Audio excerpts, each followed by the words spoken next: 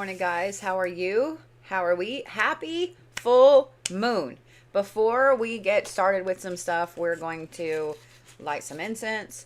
We're going to do a little tiny thing. I'm going to teach you guys an amazing, easy recipe that you can do with your moon water to help kind of cleanse yourself, etc. And I do want to let you guys know that this... Oh, it went away. Yay. On TikTok, sometimes whenever I do the dual screen for astrology, it doesn't always go away.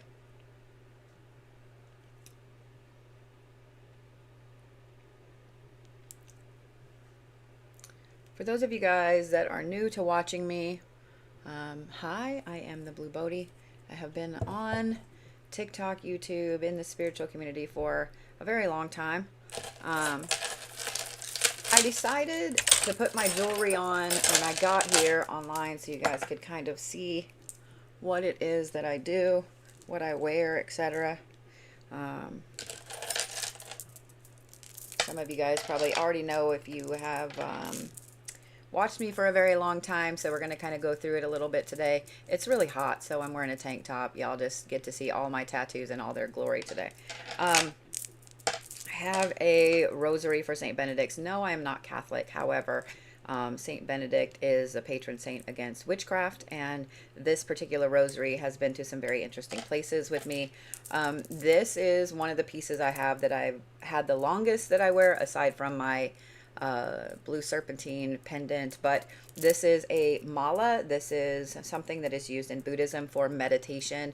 If you guys are interested in getting a mala, usually you're going to find them like this. The newer ones have different beads. You can see my tassel is pretty worn at this point, but I don't want to get rid of it. This has been to some very interesting places, been blessed by some very interesting people, and been worn by some people that are no longer here. So most malas are individually knotted, just so you guys know. You can see in between the beads there, they're individually knotted. Most of them have 108 beads. So when you are doing a prayer, when you're doing a meditation, you hold them like this. You don't touch them with this finger. And you, every time you breathe, you roll the bead. When you get to the bottom, you just turn them over. The other thing I'm actually going to wear today is this one. And this is more of a traditional Tibetan Buddhist mala. This is actually Bodhi beads, and as you can see, they're smaller, they're darker.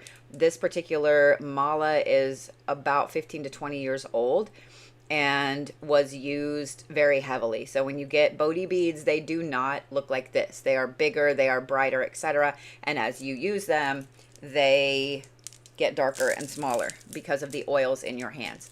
I got this one at the gem show in Tucson a couple of years ago. It has the blessings to be used as meditation, etc. Like, I didn't put any of my jewelry on, so we could start this morning. I also, if you guys have not, if you have not gone outside and cleansed the shit out of yourself, go right now. Go right now. I'll still be here. Go stand in the grass. Go stand outside. If you can take your shoes off and stand in some grass, even better. If you can't, it's okay. But get some fresh air. Stand outside for a minute. Go outside your apartment. Go outside your house. Go outside your office. Take a break and go outside. This Harvest Supermoon is really, really a big thing, and it's really important. And let me tell you why.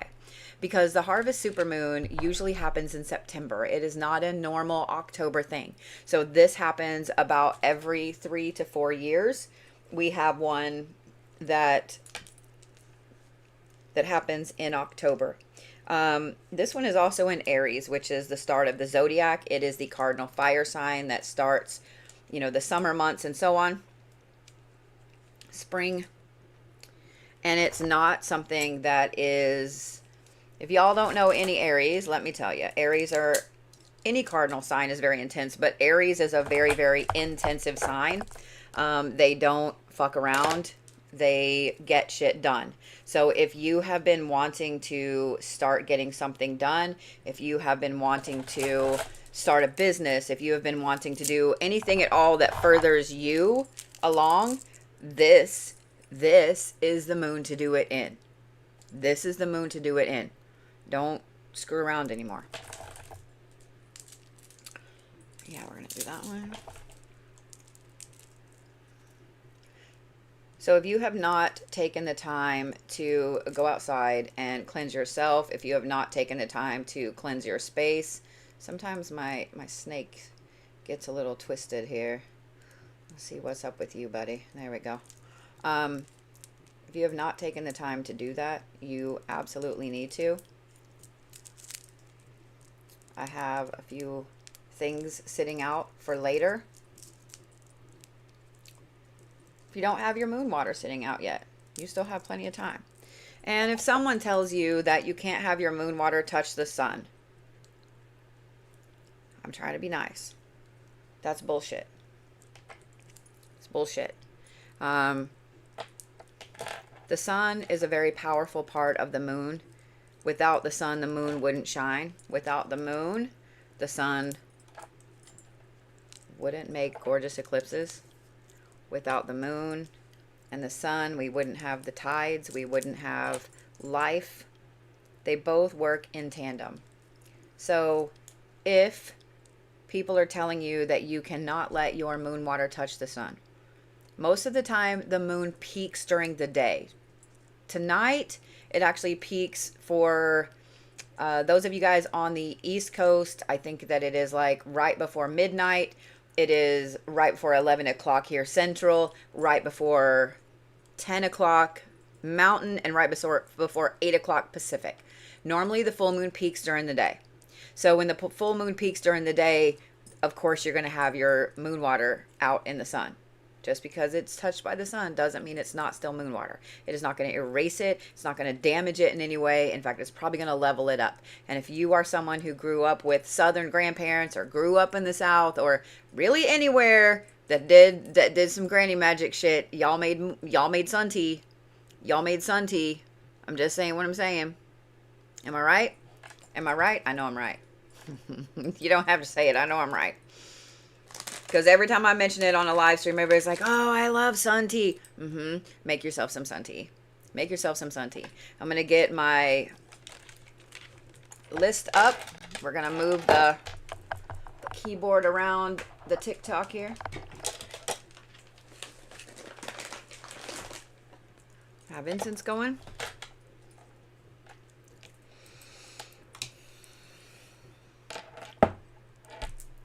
Here's how you make a very easy spiritual cleansing drink that you can drink every single day. Okay? Are you ready? You need a glass. I chose my High Priestess glass for today. You need a lime. Fresh limes work better, but you don't have to have a fresh lime. If you just have like lime juice, you can do that too. I always end up being like a little kid and wiping it on me. You also need a lemon.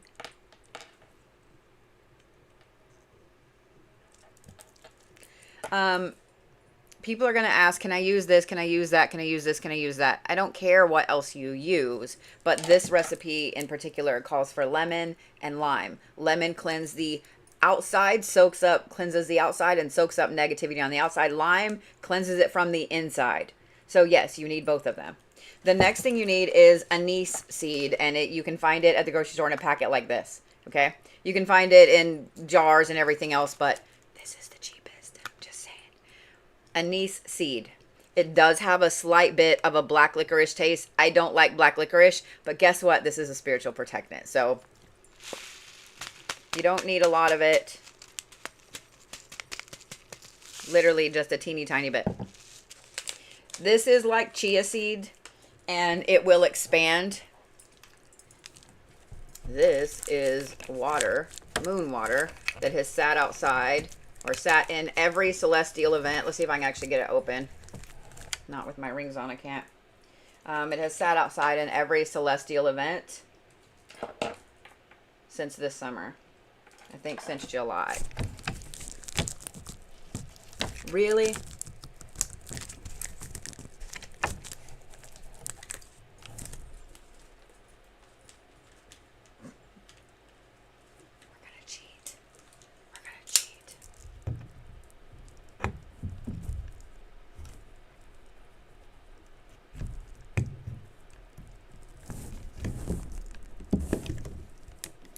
Those of y'all that have carpal tunnel, just be careful with this. I'm just saying this is not something that I recommend everybody do, blah, blah, blah, blah, blah.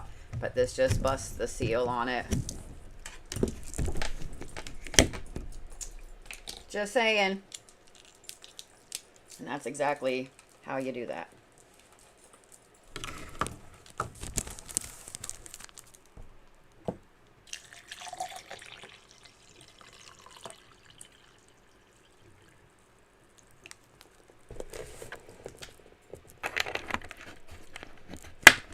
I've decided,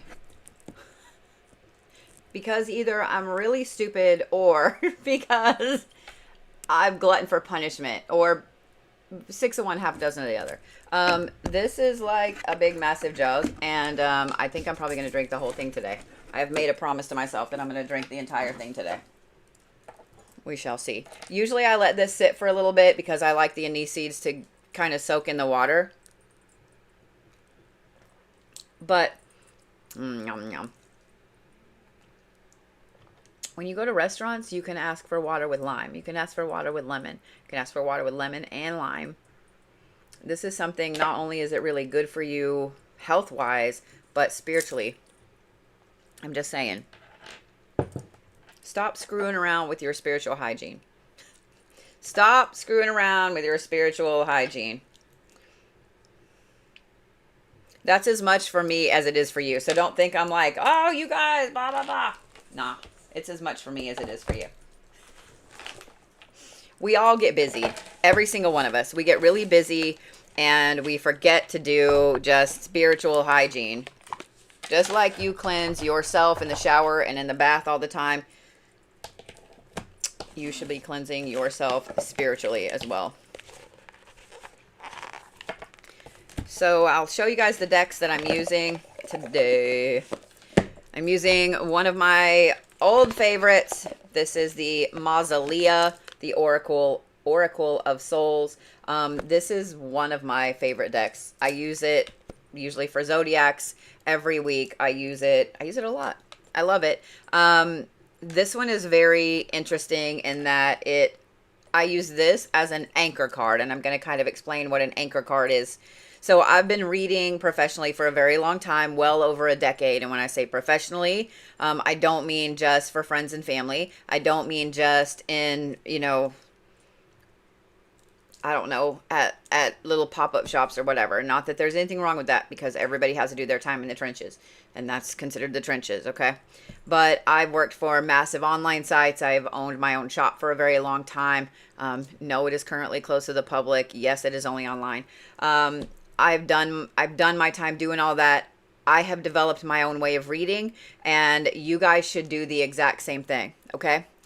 But the Mausolea deck I use as an anchor card. So I put the card down, and I'm just going to draw the card on the top of this. This is the Martyr card, and it's shame, honesty, and restitution. You can see I use these cards a lot. They're pretty worn on the ends. But this tells me how the whole of the anchor, or the whole of the line, is going to read. So let's say you pull this card up first. I know right then that you are in a mindset of either shame, being very honest, or you are trying to make yourself a martyr. Okay? So the anchor card is what tells me how the whole line is going to go. The other deck that I'm using, by the way, the Mausolea deck is fantastic for this. I'm not sure what it is on Amazon lately. I need to add it to my list on Amazon on my little, like, chosen items or whatever. I'll get that done this week because a lot of you guys ask about the decks that I use. One thing I will say too, y'all, I'll hold up the side of the deck and y'all can kind of see. You'll notice that I use these decks a lot. Like, see where this one's not as easy to see, but they're pretty worn all over them. Use your deck a lot. Use it on a daily basis. When you get a new deck, just pull a card or just sit and shuffle it. Just enjoy that deck, but get to know that deck. When you get to know that deck, you'll know its personality. That deck right there, if I had to give this deck, if I had to assign it a zodiac sign, this would be the Capricorn. This would be an earth sign deck, especially Capricorn or Virgo. because it does not mince words, and it's happy to tell you exactly if you're being a shit or if you're not giving yourself enough credit or whatever. This deck right here, zodiac sign wise, would be Capricorn or Virgo. The only reason I'm not saying Taurus is because you Tauruses keep information to yourself for a long time, and then you're like, oh yeah, blah, blah, blah, blah, blah. So I'm just saying. The other deck I'm using, and you can see from the outside of the box too that it is a well-loved deck, is from Threads of Fate, and this is their Ascendant edition of their Oracle deck. It is a little more expensive. It is the holographic. I'm trying to get it where you guys can all see it. It's a fantastic deck. I love, love, love this deck. If you guys don't follow Threads of Fate here on TikTok, on YouTube, etc., you should. I own several of their decks. I absolutely adore their decks, okay? But this is the other deck I'm using. This right here, you remember how I told you that, like, this is an anchor card? Like, this deck I use as an anchor, right? So let's say that I have the Martyr and then I have Ask Body. So what this would tell me is you are doing everything you can to make yourself into a martyr. And if I see Ask Body after this particular anchor card, I'm going to go, oh, okay, you are doing a lot of physical things that are damaging yourself and letting somebody else be the winner in this situation. Does that make sense? So however this anchor card sits is how this would tell me. So let's say that I have King Arthur here, which is championship, nobility, and self-realization. And then I have the Ask Body card. What that's going to tell me is that you have realized you have a lot of health issues and you need to be paying more attention to your health. Do you see the difference? Do you see how an anchor card is used?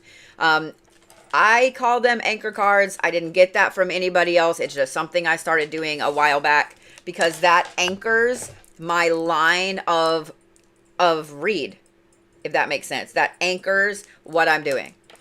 Before I start reading, I've got all my jewelry on. Five. Yes, I will be making oils. Yes, I will be having a bunch of things out for Christmas. Those are all in the process of being made right now. I will have out some anointing oils for you guys to use before divination. I've been working on this particular recipe for like 6 months, and I'm not upset about it. It smells so good. I'm not upset about it. So let's get with it. If you guys are not on my list yet today, there are still a few places left. I'm trying to put it on my link tree as the very top link for you guys. I know there's a lot of you guys over there on YouTube or TikTok, excuse me, that are watching today. And if you are at work and you're like, well, I can't stay for my live reading, no worries, I got you. Guess what is up on YouTube right now? And why I look like I have an amazing tan over here on YouTube, I don't know. All right, so we're either that or there we go. We're either super pale or we're super tan, and there's no in between. Welcome to my life. Except I've never been super tan without bronzer. So there's that. All right. So let me get this put up here for y'all. Don't forget, tonight is Reiki and Zodiacs at 8:30 Central, 9:30 Eastern, 6:30 Pacific time.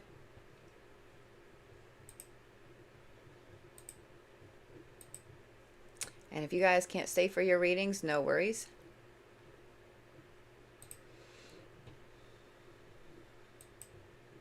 They are on YouTube for you to watch anytime.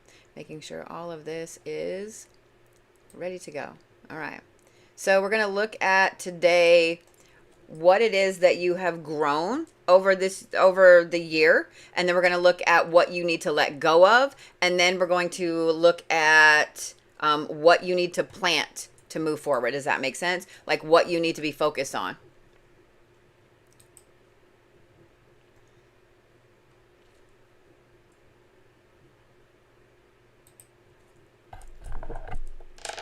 All right, Jessi is first. I'm not mad about it. I like wearing my snake bracelet, but it's being a little loud today.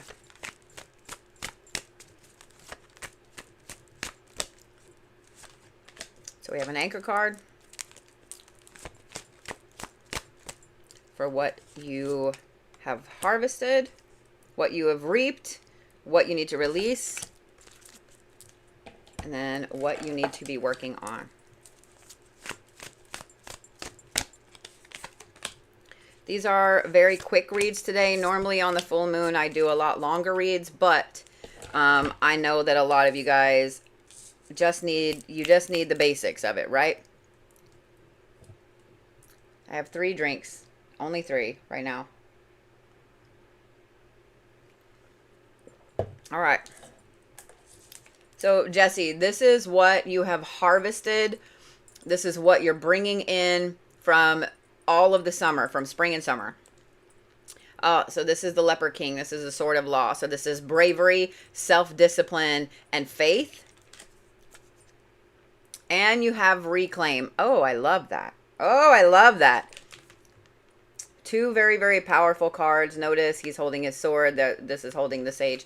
So what this tells me is what you are doing right now, what you are pulling in from the spring and the summer is a reclaiming of your personal power, a reclaiming of who you are for your spiritual self, for your physical self. Like this is you saying, no, I'm not this person anymore. I am this. This is a massive amount of personal power that you are pulling in. A renewed sense of self-reliance, a renewed sense of I can do anything you can do, you know, I can do anything you can do and I can do it better. This is a renewed sense of independence for you instead of worrying about being dependent on anybody at all. Over this spring and this summer, you were working very, very hard on your self-empowerment, and I think that this is utterly fantastic. Having faith in yourself is key, especially if you are one of those people that are just now getting into the spiritual community, getting into Wicca, witchcraft, heathenism, druidism, any of those things that go along with the spiritual practices. If you are getting into that, having a very intense faith in yourself is key, or everything you do will start to wane, okay? A lot of people are taught that is, oh, well, you're being selfish or boastful or bragging or conceited or whatever. But I want you to think about it in this way.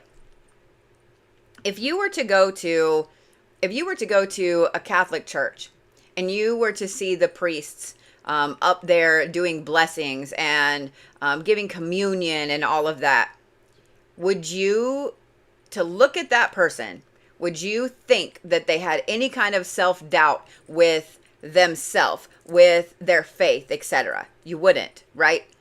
If you were to go to a synagogue and you were to speak to a rabbi, do you believe that they would have any kind of, self-hatred or self-loathing, or that they would not be immersed in their faith and their power in their faith? The same goes for you. I know you're like, well, but I haven't gone through that religious training. I get it, but I'm trying to give you real world examples. You are only going to be as powerful as your own personal faith is going to let you be. So if you don't believe in yourself, it doesn't fucking matter. Nobody else is going to believe in you. This is fantastic. I'm super proud of you. I'm super, super proud of you for this, because I know that this was hard. I know that this was hard.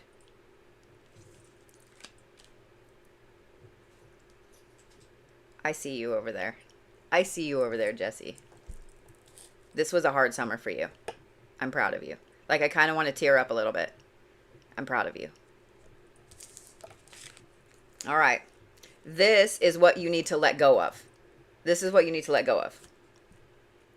The matriarch. So I love that this is opportunity and rejection.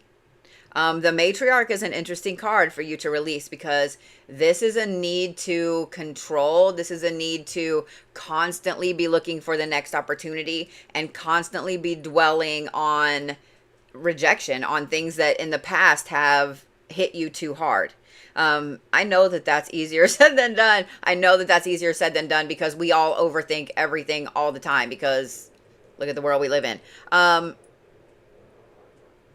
But I want to say this because I specifically want to talk about the opportunity aspect of this card.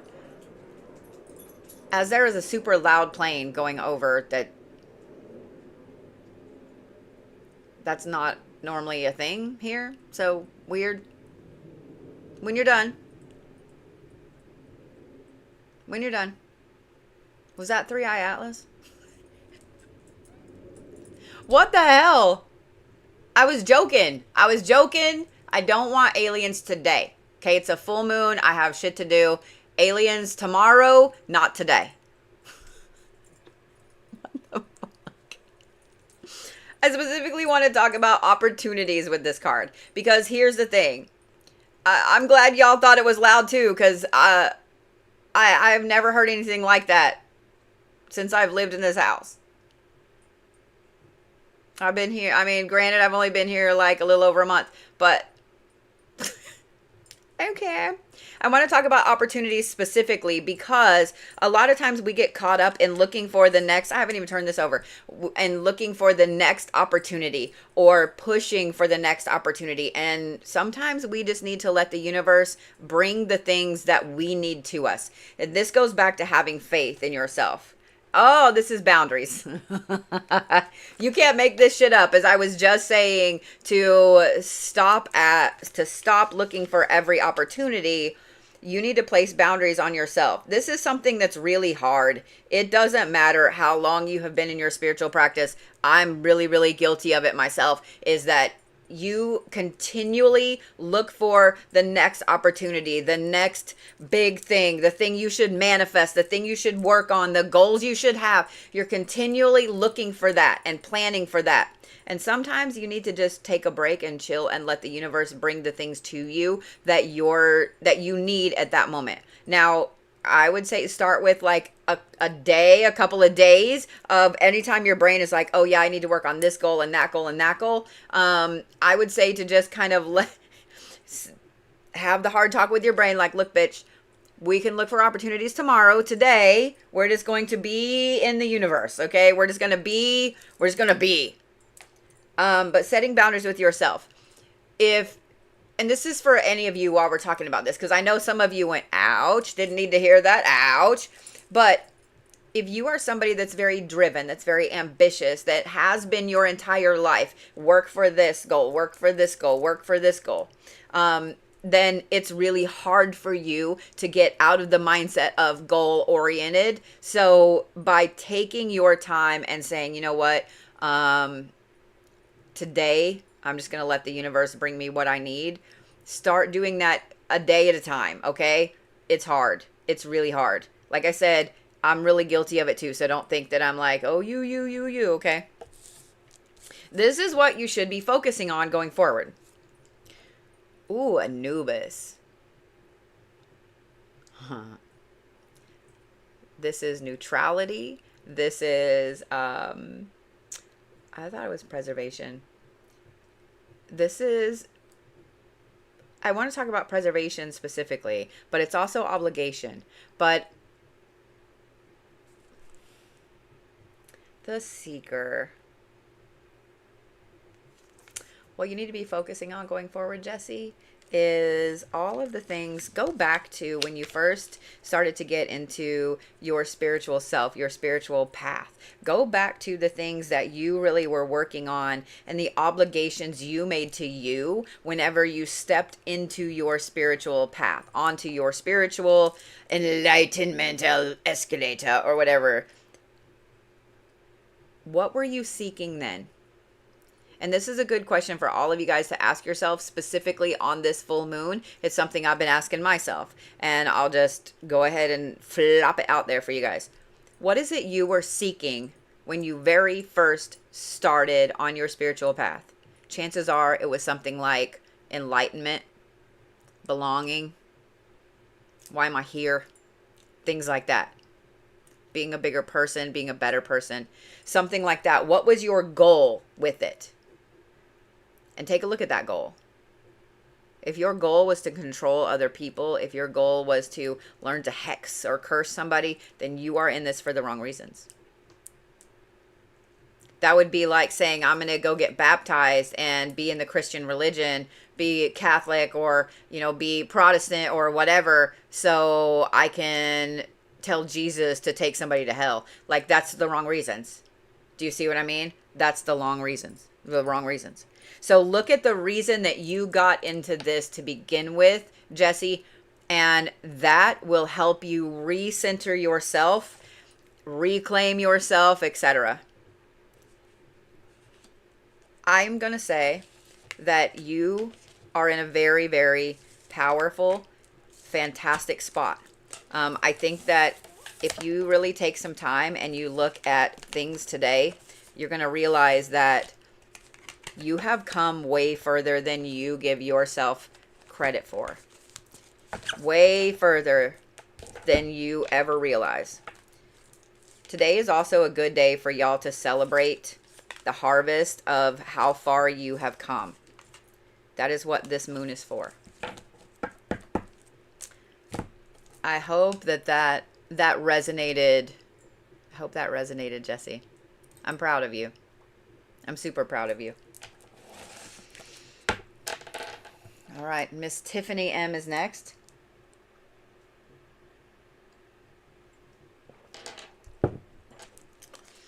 I do want you guys to keep in mind that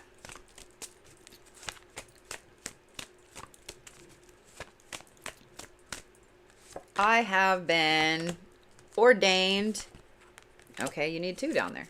Ordained in both pagan, clergy, and in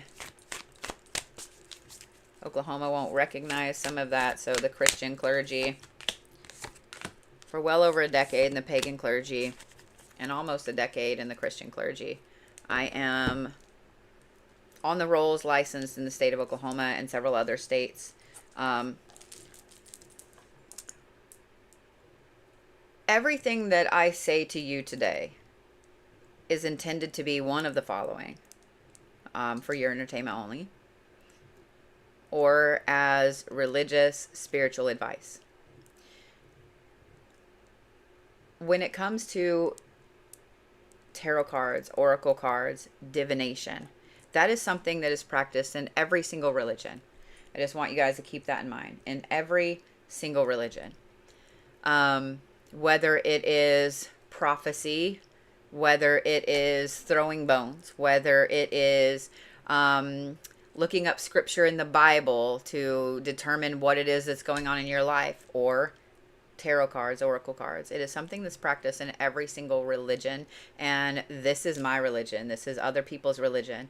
So this is also where I say, if you're coming in to watch and you feel like being a jerk, please go somewhere else, because that is not what we do. Aw. All right, Tiffany, you ready?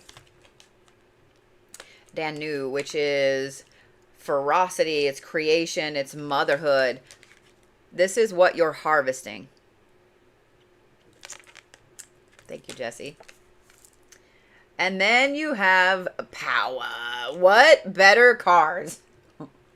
What 2 amazingly powered up cards. And I want you to notice how Danu on here is standing up very straight, very tall, and the sage bundle on here is the same. What you're harvesting in is a ferocious, amazing, dark, feminine, divine aspect of you. What you're harvesting in is power. I would say that this spring and this summer, you had a massive level up in your own self, in your own practice, in all of the things that you do, that you say, that you act on. I would be willing to bet that you have kind of honed in your weekly or daily spiritual cleansing, your practices, etc.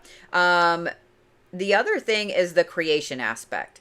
By really gaining this amazing self-preservation, self-power, self-empowerment aspect of this dark divine feminine, this also brings in a lot of what Danu stands for, and that is creation. So if you guys don't know who Danu is, she is the Mother Earth, basically, Mother of creation.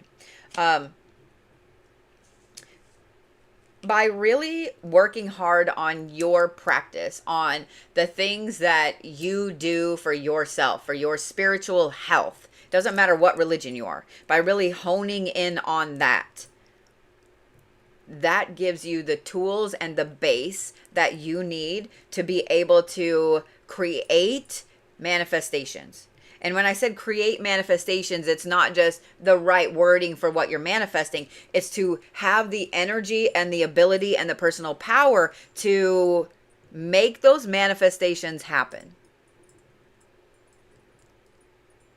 Think about that. That is what you're harvesting. That is what you're bringing in. Creation. So here's what you need to let go of. Ooh, I find it funny that I use the words dark divine feminine with your summer and spring, because that's exactly what the Lilith card is. This is instinct and hunger and animalism. And then you have the universe. So the way that you were this spring and this summer, this dark, deep, divine, feminine, villain, etc., that is something that you need to let go of. In other words, this harvest moon is a really intense rebirth for you. A really intense rebirth for you. And I know when I held up the universe card and I was like, ooh, it's the universe. You need to let go of the universe. That's not so much the literal meaning of it, but in trying to explore the universe, rule the universe, etc., the dark divine feminine is its own universe. It's its own universe.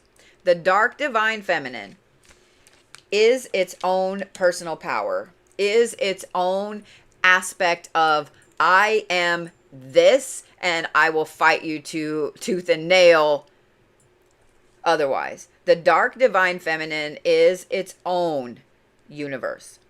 The problem with it is that it's not something that can be, you don't get into the dark divine feminine phase and stay there for the rest of your life. You get there for a few months and then it needs to be released, because that type of energy and that type of I'm going to say issue, and I'm going to explain to you why I said it that way, is not something that you can hold on to for a very long period of time. And I'm going to give you a really, really solid example of that. So Kat Von D is somebody that, first of all, that woman is drop dead gorgeous. We're just going to put that out there. Girl crush, party of one, right here. But I saw where she had blacked out all of her tattoos. All of that iconic Kat Von D tattoos that she had all over her. She blacked them out. And she said it's because they weren't really the tattoos that I needed. They weren't the ones I wanted. And I understand that. I really respected her for coming out and saying, hey, I made this change for me. I don't give a fuck what y'all think. But she was in a dark, divine, feminine era for a very long time, right? And it did her very, very well. And now she has let that go and she is in a different era, and she's making it very clear physically, I am in a different era. I am in my power era. Usually after a dark divine feminine era, you come into like a power era, if that makes sense. And can you go back and forth between the dark divine feminine and the power era? Absolutely. Because sometimes we get in that power era and we realize that we forgot all about this dark divine feminine. And this is why I say that you have to have balance in what you do. This is kind of for Tiffany, but kind of for everybody else, because this is the topic. When I see that people are only love and light, when I see that people are only baneful black magic, that tells me you're a beginner. I said what I said, and I'm going to stand on with my whole chest. It tells me you're a beginner. Do you know why? Because every single aspect of paganism, physical, spiritual, emotional, all of that. Every single ancient writing, ancient text, ancient practice preaches balance. And I know that everybody, and I'm going to use Christianity as a good example because it is very, very obvious in the Bible that balance is key. People like to say, oh, well, if God was really great, then why would he allow, this to happen? Why would he have turned all the people in Babylon to salt? Why would he have flooded the earth, etc.? Balance. Balance. Think about it. If you have something running rampant with bad shit, you have to do something good to knock it out. If you have something running rampant with good shit, you have to have something bad to knock it out. Does that make it like cool? Does it make it to where us vibey people are like, oh, everything is great and hunky-dory? No. Does it mean that all of the love and light people get upset when something bad happens? Yes. Does it mean that all of the black magic people get upset when something good happens to somebody that they hate? Yes. But you have to have balance. If you are constantly love and light, then eventually that will back up. It's like a pressure valve on an engine. When the pressure gets too much, that valve has to pop so the pressure can be let out. And it comes out in a very intense way. This is why you have one piece of hair that does its own bullshit. This is why you see people that are phenomenal people. They're powerful. They're amazing. They're kind. They're all this stuff that snap. And they have this intense fuck you phase. If you don't have balance in your practice, then you're setting yourself up for a massive reset and failure.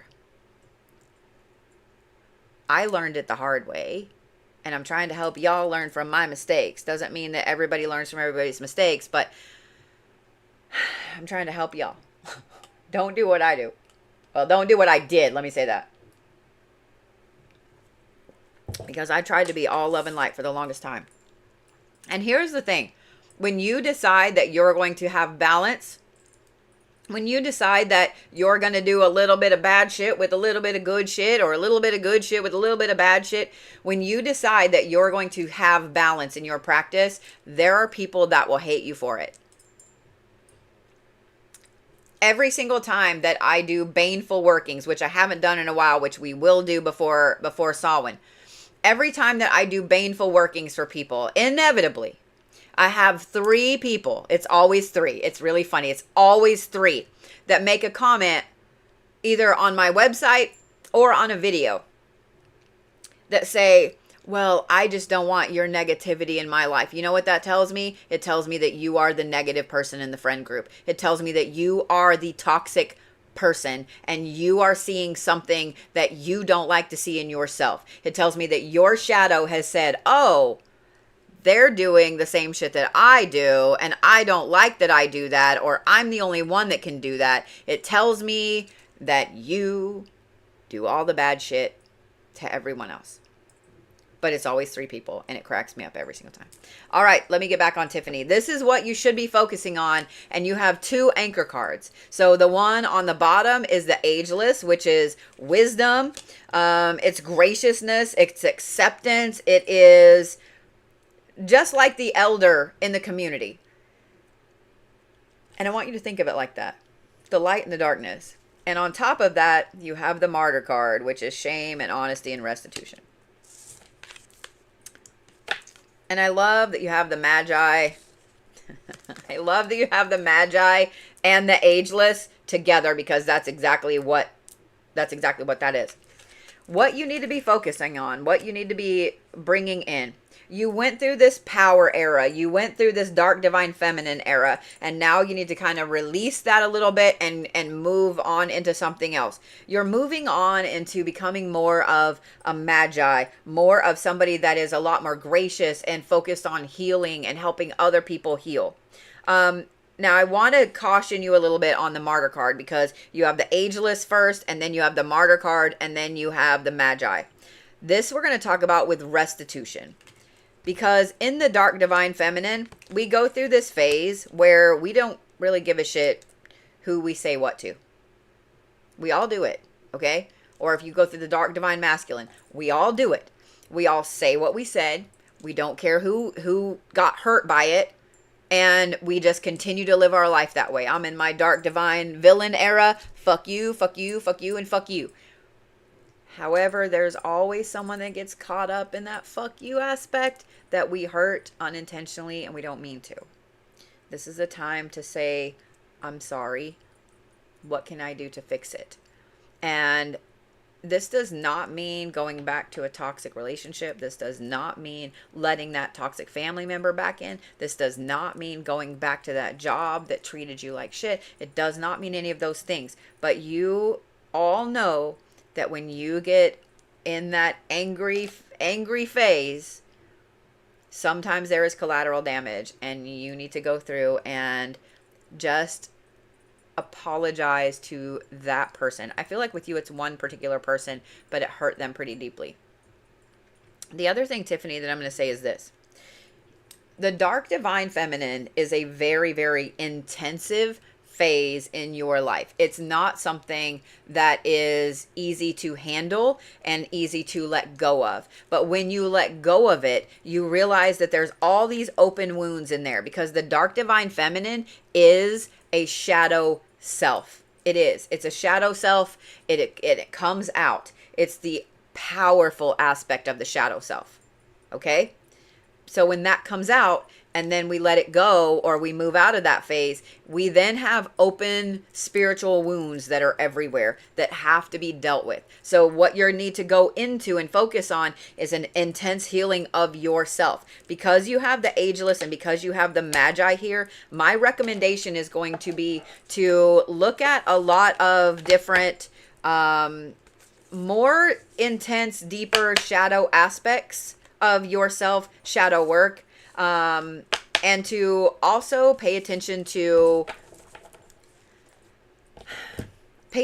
how it is that you have been feeling personally lately. Are you feeling like somebody has been cutting you off? Are you feeling like you don't belong anywhere? Are you like, pay attention to those things. As the dark divine feminine is, as you move away from that, it's time to move into the healing aspect. There's going to be a lot of those open wounds that are going to be very hard to deal with. Be easy with yourself this fall. So, oh no, you should take a lot of time and do self-care and do fall things like, looking at the leaves and standing outside and, lattes and, carving pumpkins and, oh no, Tiffany, you should do all of that. Oh no. I'm just saying, oh no, that's what your spiritual advisor has prescribed for you to do. Self-care in the fall. Shit. Oh no. You know what? I'm going to prescribe that for everybody, myself included. This is your friendly reminder that it is fall and it is time for you to go do all the self-care.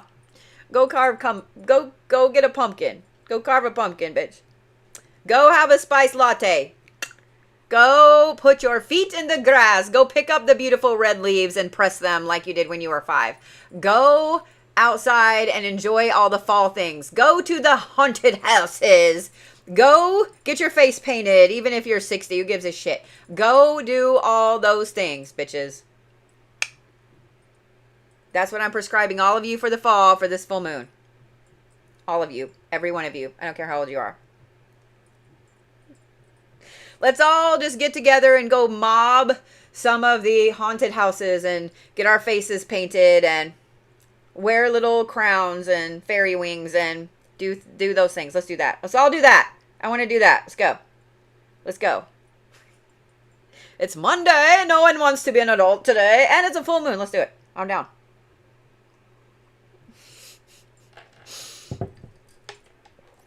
All right. Suzie is next.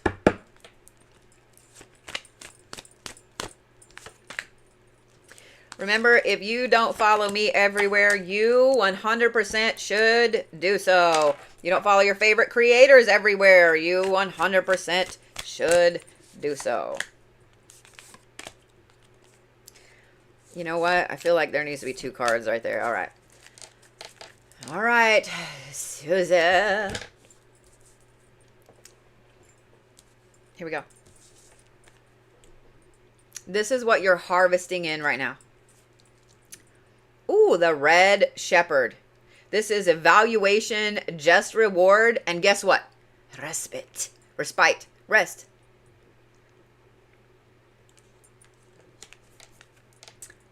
And reclaim. I love that this is the second time. Y'all have watched me shuffle repeatedly that this card came up right here.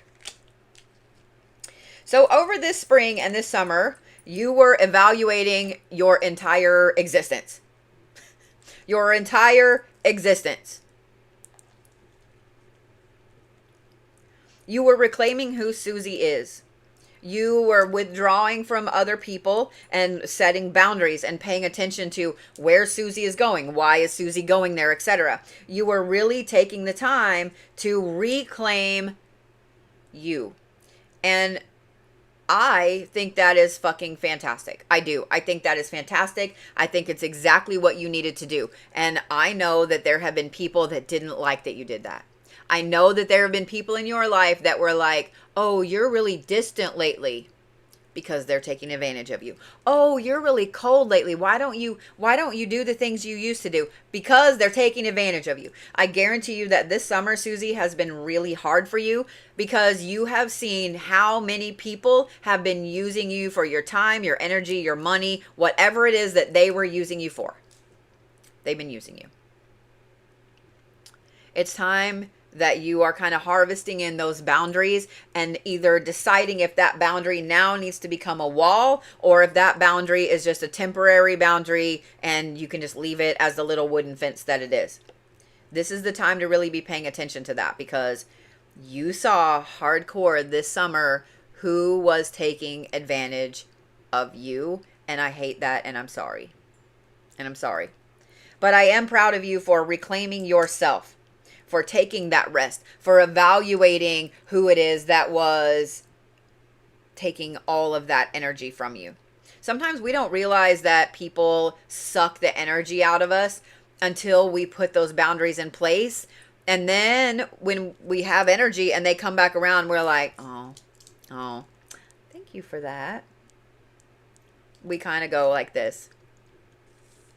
So that's what you're harvesting in is evaluation. Does that boundary need to become a castle wall with a moat, or does it just stay the little wooden fence? Now, here's what you need to let go of. How is this a thing? How is this a thing? Y'all watched me shuffle. Y'all watched me put the card back in a different area and then watched me shuffle several times. You also have Lilith, the dark divine feminine. Oh, and take risk. Okay. So with this reclaiming of you, Suzie, you also were very similar to Tiffany. Y'all were playing in the dark divine feminine aspect. But with you, yours was a little different because you were taking a lot of risks when it came to your spiritual self, your physical self, your money. You were just taking a lot of different risks that normally Suzie wouldn't take. You were taking a lot of risks that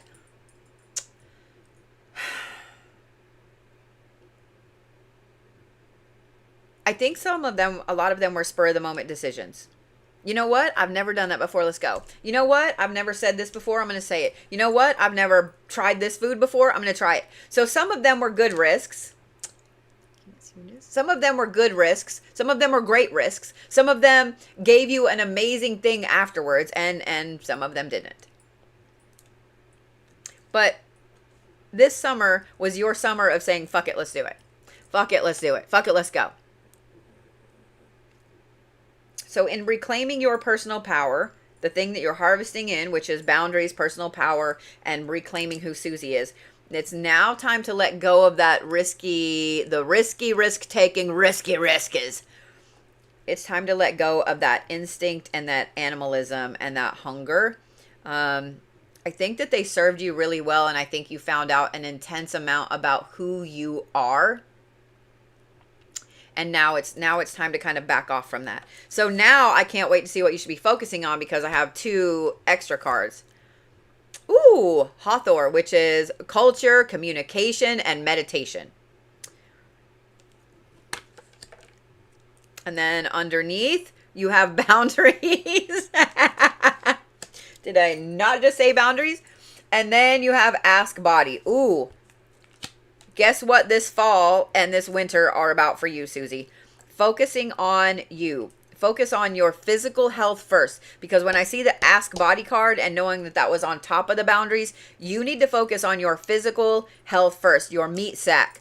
If your meat sack isn't healthy, then spiritually it kind of, I don't want to say it doesn't matter, because it does, but it's harder for you to have the energy and the manifestation power when your meat sack isn't operating at good meat sack potential, if that makes sense.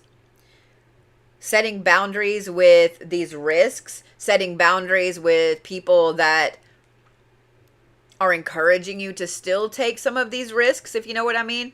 Setting boundaries with yourself. Okay, you know, I drink a lot of pop. I'm going to cut myself off. We're going to wean down to 2 a day, and then 1 a day, and then no a day. Setting boundaries with yourself on health aspects.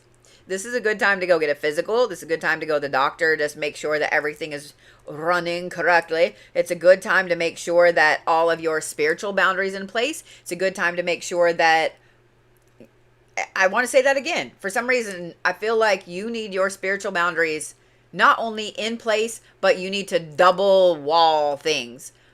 Everybody seems to be under a spiritual attack right now, and it doesn't seem to be from any one in particular. Does that make sense? It seems to be just outside forces. My conspiracy theory brain says that we have timelines converging, and that's what it is, but I digress. That's a whole other video. This is a time, Susie, for you to get back into culture, meditation, communicating with spirit guides, with ancestors, with deities, etc. This is a fantastic time for you to just do a full-on Susie checkup.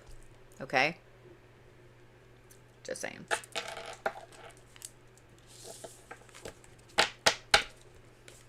That one goes there. That one goes there.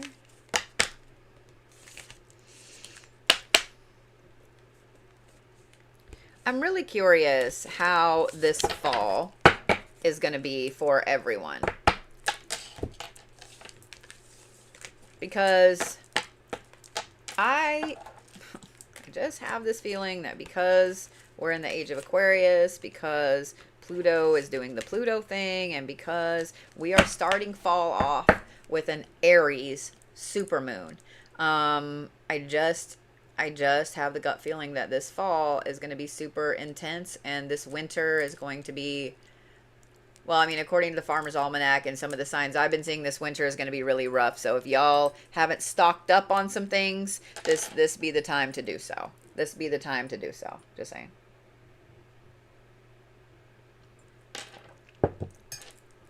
All right. Melanie L, you ready? The one thing I will say, if you decide to do this recipe with the lemon and lime, have another drink with you, because lemon and lime will dry you out really, really quickly. So I just want you to know.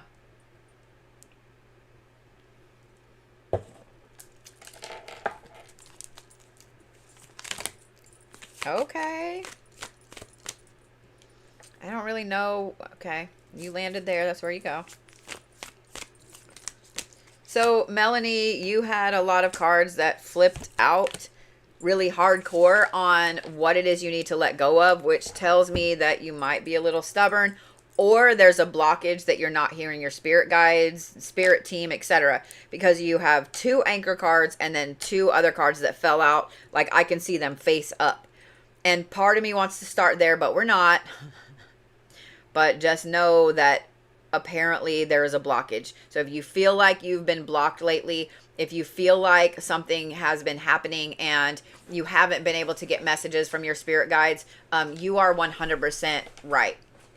You are 100% right. All right. So, Melanie, this is what you are harvesting in.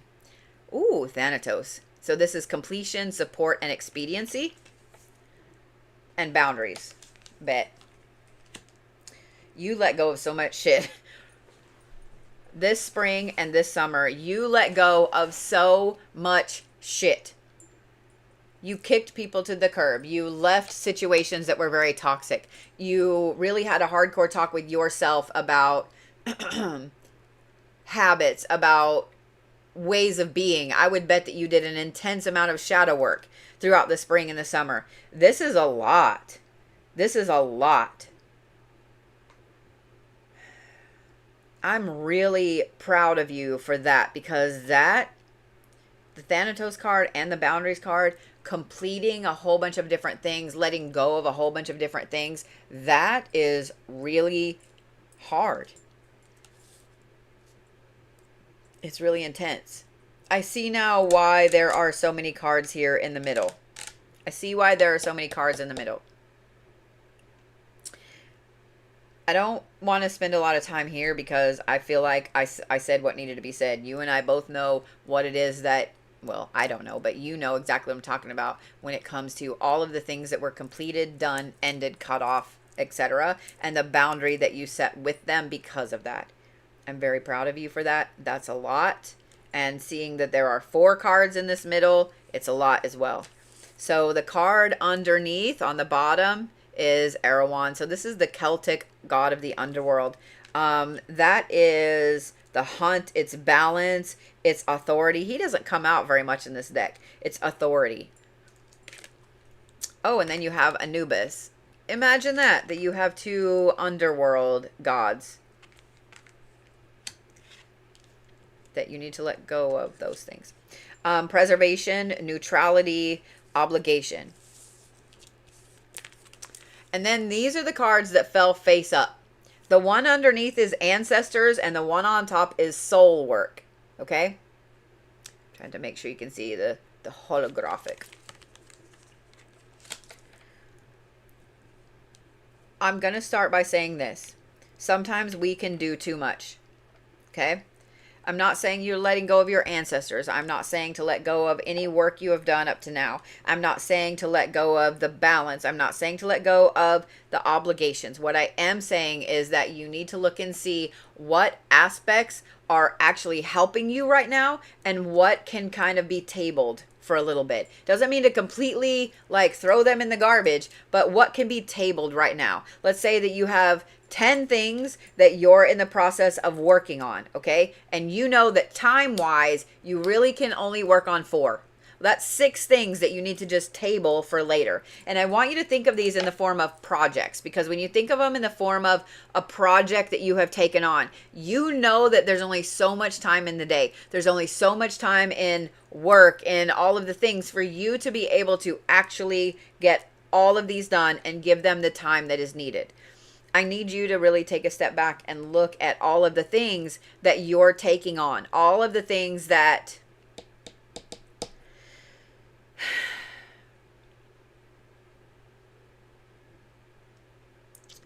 I think some of them are manifestations. I think some of them are obligations. When it comes to manifestations, let's talk about that for just a minute. You do have to turn manifestations off. If y'all didn't know that, you do have to turn them off. Just like you turn them on. And I want you to think of it like a light switch. You turn the light switch on, and eventually you're going to want to go to bed, and you need it to be dark, and so you turn the light switch off, right? You don't want to leave your car running 24 hours a day, right? You need your car to get where you're going, which is what the manifestation is. And when you get there, when you get to the store, or you get to work, or you get home, you turn the car off, right? Same thing goes with your manifestations. If you don't turn your manifestations off, then they're just going to keep running. Okay? The other thing is this. You need to give thanks. Even if you feel like that manifestation didn't come to fruition, you manifested $10,000 in your bank account. Maybe you don't have $10,000 in your bank account. Thank you for everything you have done, you are doing, and you will do. And let's table that for a minute. And then maybe when you go to look, you realize that you have gotten an extra $10,000 over the summer, just not all at once, because you didn't say I need it all at once. Do you see what I'm saying? But tabling those things, pausing them, requires you to turn those motivations, manifestations off. The soul work, the ancestors, all of those things, you need to really take a look at what, I'm going to say 3 things are very important to you for the fall, and what other things you can just table for right now, okay? Because you've taken on way too much. I understand now why all of those have come up. And what's funny is I have a feeling that as I'm saying you've taken on way too much, and when I said, you know, I feel like you're stubborn, and you're stubborn or you're blocked or both, and you're not being able to get the message, I feel like you're probably sitting there going, I know. So I'm not going to keep dwelling on it. All right, this is what you need to focus on going into the fall. Ooh, this is Hades. This is equality, it's wisdom, and it's inevitability.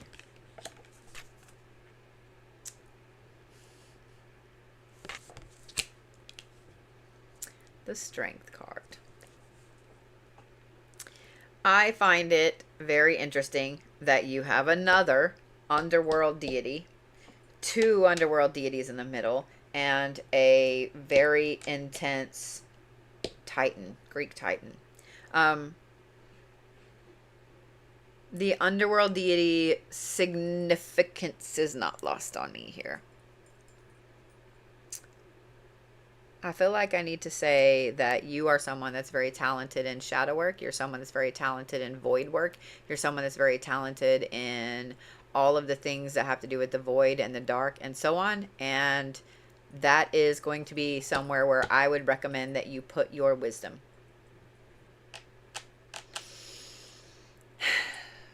This fall is working on your own personal strength, working on wisdom. And strength doesn't always mean just physical strength. Strength also comes in the form of mental strength, spiritual strength. For you guys to really undertake all of the things that you need to when it comes to moving forward spiritually, you have to be working on your mental fortitude. You have to be. If you're wanting to become someone that is much stronger in ritual magic and higher level magic and in any of those kind of spiritual practices, you have to have mental fortitude.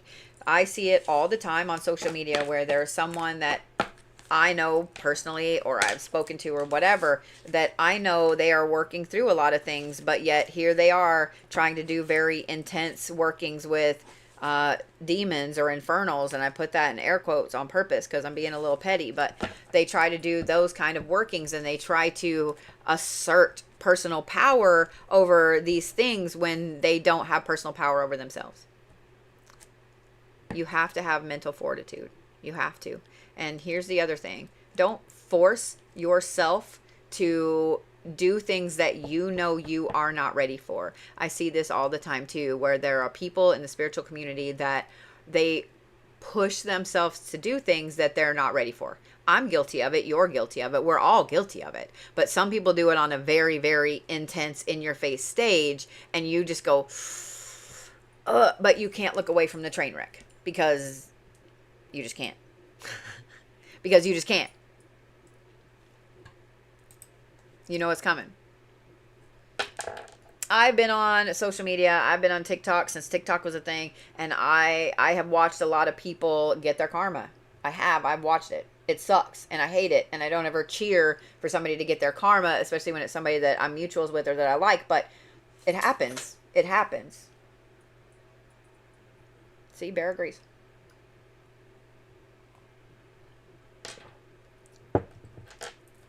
All right.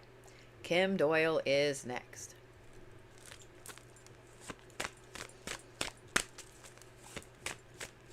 If you guys are watching this live, whether it's on TikTok or on YouTube, there's just a couple. Oh, that goes there. Okay.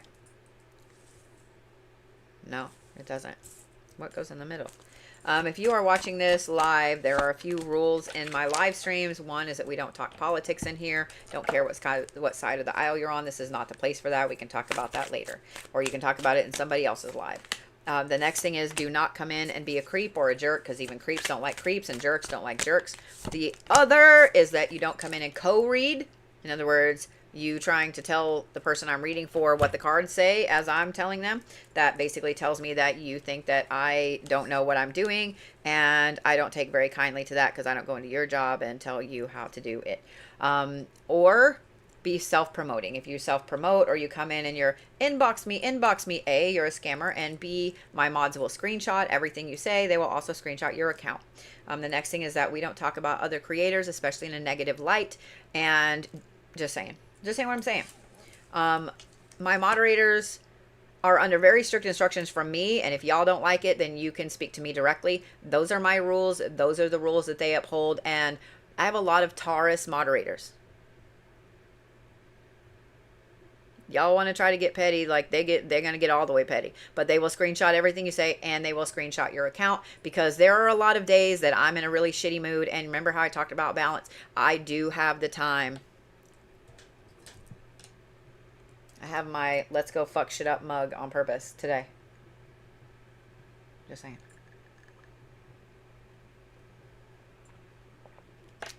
I don't know why I felt the need to say that, but apparently I did. Balance is balance. All right, Cam, you ready? So you have 2 anchor cards. The first one is the Leper King, which is bravery, self-discipline, and faith. The next one is El Shaddai. Interesting. This is paternalism, wisdom, and kindness. Okay? And then you have the Alchemist. Okay. So what you're harvesting in right now. What you're harvesting in right now is a lot of self-discipline. It's a lot of being kind to yourself, because I feel like I know you a little personally at this point. I've read for you for years, and I've watched some of the transformation that you've gone through. You're harvesting in all of the intensity that you underwent this summer on purpose. I don't think that this is something that you just sat there and was like, you know, I think today I'm going to do this. Not at all. What this is you harvesting in strength, you harvesting in personal faith in your own self, faith in Kim, faith in what Kim can do, and faith in what Kim is capable of. Does that make sense? And also kindness, because I know that you are one of those people that you overthink everything. I know that you're one of those people that you're extremely hard on yourself. And so being kind to you is not seen as a badge of honor, whereas being hard on you is seen as a badge of honor. So this summer, this summer, you did a lot of interesting work for yourself. The alchemy card, the alchemist card, is all about transmutation, turning this into this, turning lead into gold. The alchemist is a person that is a master of transmutation. So what this tells me is that this spring and this summer, you have really mastered the art of transmuting every single bad thing that happened into something amazing. I think that that is epic. And I also think that that is not something you should stop. I think that this is something that's been a long time coming for you. And it took a lot of personal boundaries and personal self-motivation, you know, like in your head, like, bitch, you can do this. It took a lot of that to get you up, to get you moving, to get you being more, to get you doing more. And I want to say this, Kim.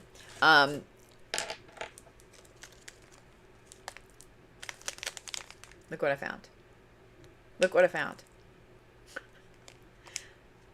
This has been on my desk for Kim for a hot minute, a long hot minute. She's been waiting on it.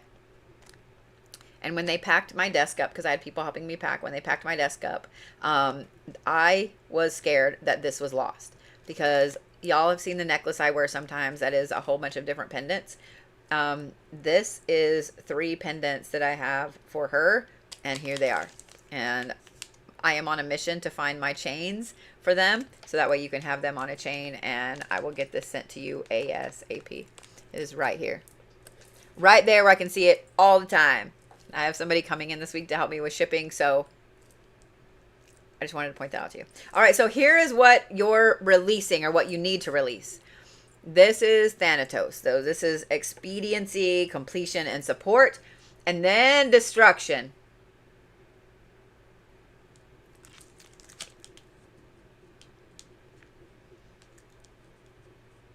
I'm going to make this one short and sweet. I'm going to make this one short and sweet. Okay?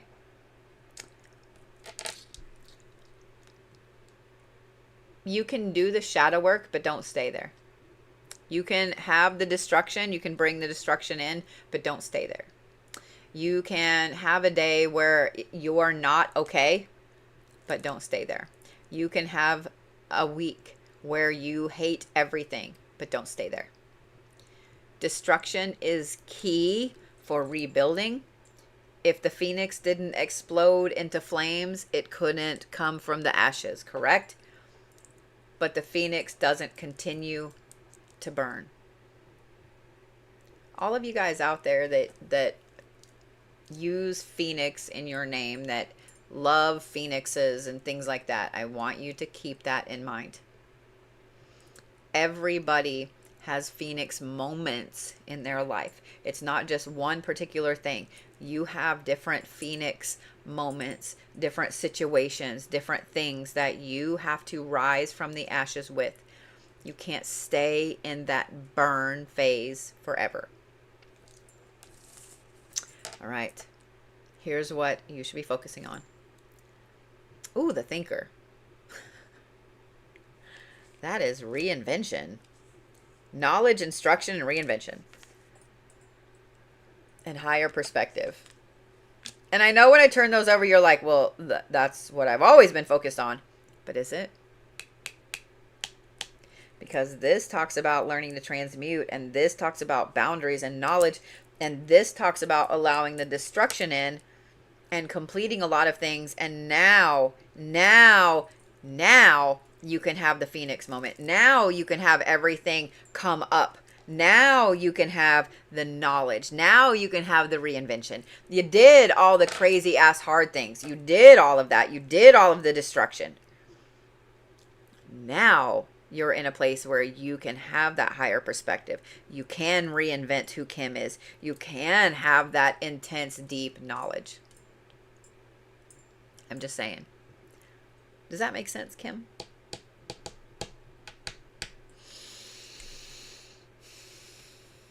I mean, I'm here for it. I'm totally here for it.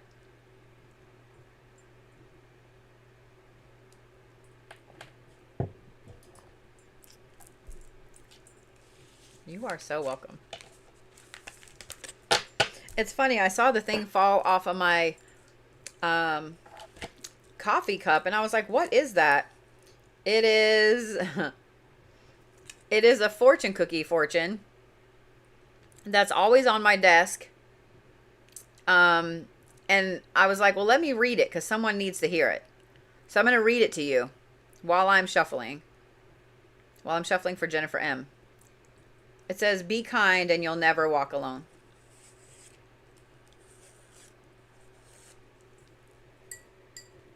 Be kind, but have boundaries.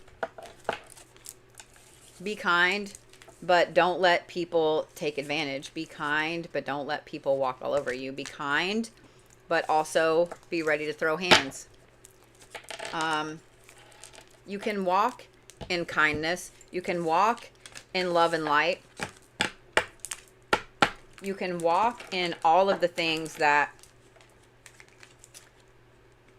you want to be. You can walk in kindness and still be powerful. I want you guys to keep that in mind. You can walk in kindness and still be powerful.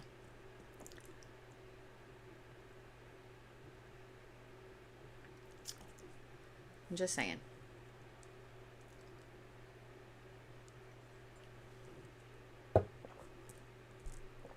I'm just saying. All right, Jennifer M is next.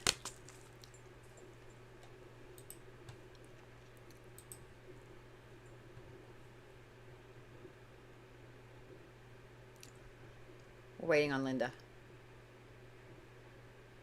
There we go. Good, Linda. Good girl. Good, Linda. Good girl.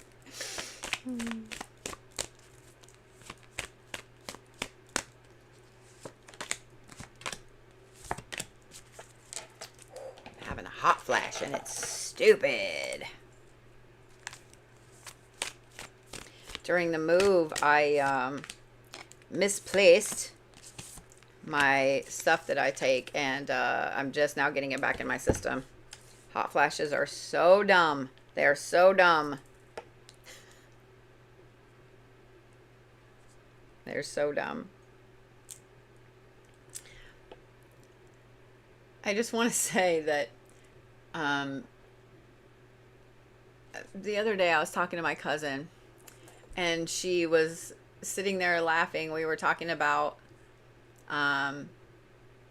nursing homes, assisted living, etc., because our grandma, who's 98, is in one. And she said, do you think that they give the old men in nursing homes their Viagra if they want it? And I was like, I would think that they wouldn't.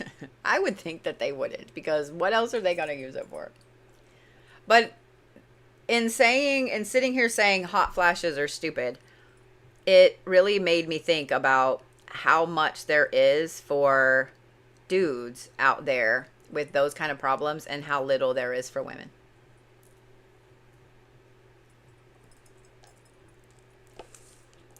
All right, Jennifer. Here's what you're harvesting in with this supermoon. Oh, yes, ma'am. Yes, ma'am. This is the Golden Empress card. This is my favorite card in the entire deck. And I love this because this is magnetism and potency and confidence and yes, all the things. And this is the, is this the Explorer? This is the Universe. Ma'am. Your fall about to be awesome. Your fall is about to be awesome. Ma'am. I'm not going to say too much about this because I feel like I don't need to. Whatever it is you are manifesting this spring and this summer, whatever it is that you put the groundwork in, whatever it is that you did to knock all those little goals out of the way, and you have these big goals that you're harvesting in, you're harvesting them in this fall. Whatever things you went through this spring and this summer to get you to here, you have the Golden Empress and the Universe, dude.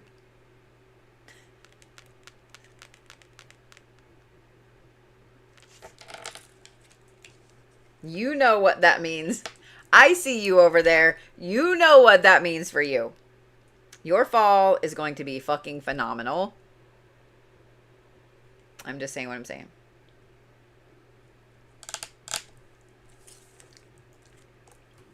I'm just saying what I'm saying. Oh, this is Jennifer Myers. So we'll say that. This is Jennifer Myers. And then Jen M is 2 up. I didn't... why y'all gotta do that to me? Why y'all gotta have the same everything? Why y'all gotta have the same everything? Stop it. I try not to do last names, but this has been a thing lately. I've noticed it. This has been a thing lately. Inevitably, on every list I have, there are 2 people that have the same first name and the same last initial. Every single list. Every single list. Yeah, there were 3 Shannon S's last night. 3.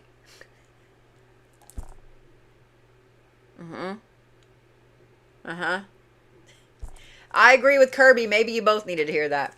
All right. So Jennifer, we'll say Jennifer M for Jennifer Myers and Jen M because that's what you put on yours. So, all right. Jennifer, this is what you need to let go of. But we're just going to leave that over there because those are 2 amazing ass cards. We're just going to leave them right there. This is what you need to let go of. Oh, the Mother of Dawn. This is beauty, agency, and compassion. And withdraw.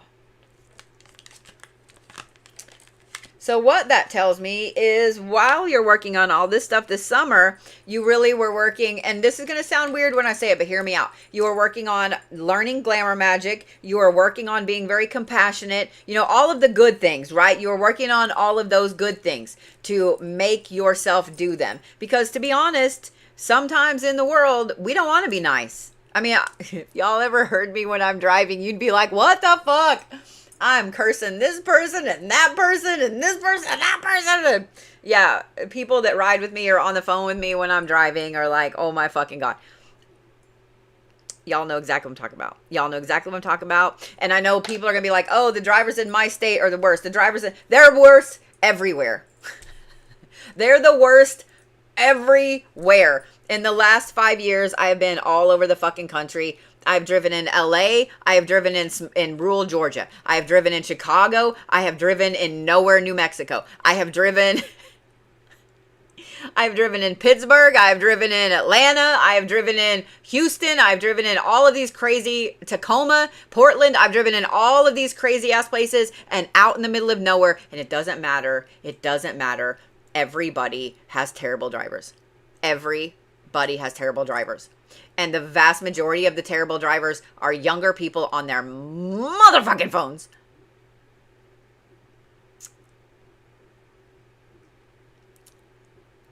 Sass and I watched a truck driver almost hit us twice going through Arizona. And he legit had his phone on his steering wheel watching porn. I kid you not. I kid you not. How we got on that subject, I don't know. All right, let's talk about this. Jennifer.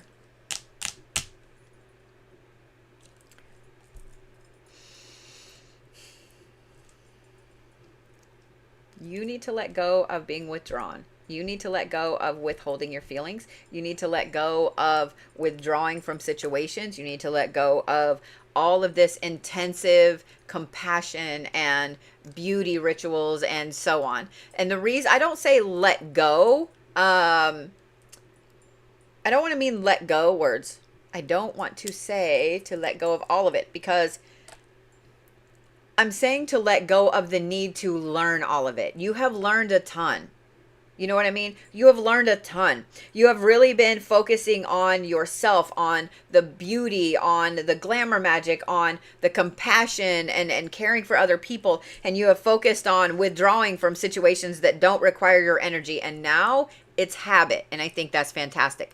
So what I'm saying is, now is the time to stop focusing on trying to be compassionate, on trying to withdraw from situation, because you've already mastered it. Okay, you've already mastered what you needed to master for right now. And now it's time to put your energy into something else. And after seeing those first two cards with the Golden Empress and the Universe, I am dying to see what it is that you should be focusing on. Ooh, the Thinker. So you and Kim need to go to the same school, apparently. This is... Why is Zeus barking? Knowledge, instruction, and reinvention. I don't know why Zeus is barking.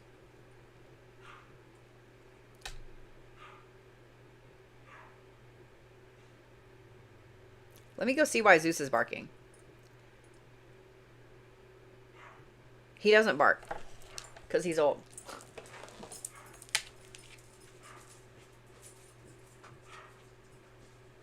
Hey, buddy, what you barking at?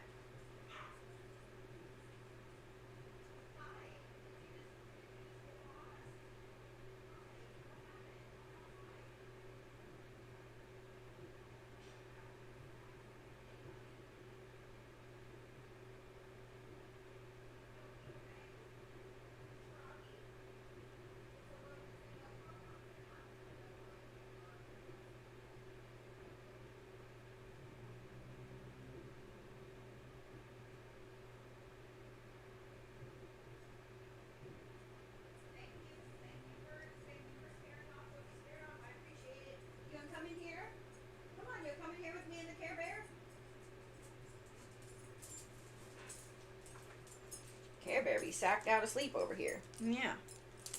Sorry, it's just weird for Zeus to bark because he doesn't. Because he doesn't. And the other day, the neighbor's dog got in the yard. And I fixed the fence so the neighbor's dog can't get in the yard. And then we also had about a 5 to 6 foot rat snake in the backyard the other day. That's why I asked him if the nope rope was out there. By the way, rat snakes are good snakes. Rat snakes are good snakes. Let them do their thing. But yeah, this guy was a little massive. He was a little massive for the city. He was a little massive for me living right by a really busy road. Like, he was a little massive for not being in the country. He was a little massive for not being in the country. And I see that a lot of you guys saw my girl back here. So let's talk about her for a minute, and then we'll finish up. We'll finish up this for Jennifer when I got up. So this right here that is the size of her. So this is a 72 pound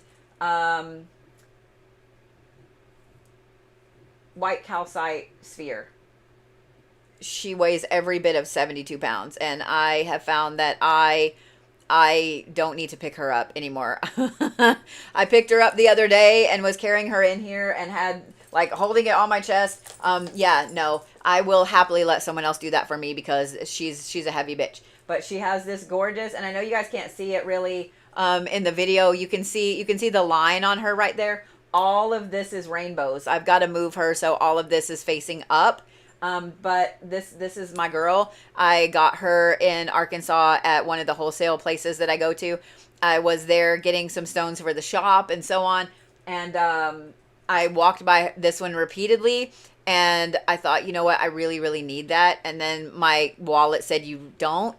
But my want for a massive crystal ball won out over my wallet. My wallet made me eat McDonald's all the way home. but this is my girl, and I absolutely love her. And she is, I need to do a video and to show you guys. She is full of crazy ass rainbows. Crazy ass rainbows. Yeah, that's my girl. That's my girl. I love her. That's my girl. So, all right. I really need to find, they have these bigger sphere stands that spin, that would allow that to spin. And I need to find one that will hold that weight, because every time I find one that will hold that weight, either they're out of stock or they want almost as much as I paid for the damn thing. And I'm like, yeah, no, I'll just wait. I'll just wait. But yeah, they had a golden one too. They had a golden calcite sphere. And I went back and forth really, really hardcore. But the golden calcite one was a little smaller and like almost double the price. And that one was full of rainbows. I had to have it. All right. Jennifer M, let's look at what you need to be focusing on. So we talked about the thinker, which is reinvention. It is knowledge, it's instruction, it's all of those amazing higher level magics, higher level practices, etc. And the void.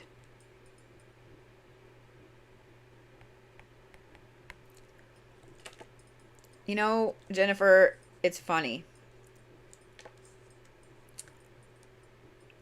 I always tell people that if they come into a reading and that reading resonates with them, even if it's not their reading, it's because you needed to hear it.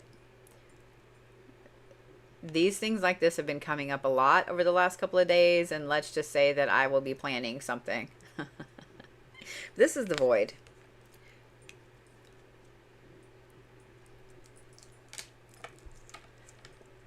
You need to be learning about the void. You need to be learning about the astral. You need to be learning about all of the things that are found in the void, all of the things that are found in the astral, because when it comes to the void, when it comes to traveling, when it comes to knowledge, when it comes to higher level knowledge, you have to have a very solid grasp on the void.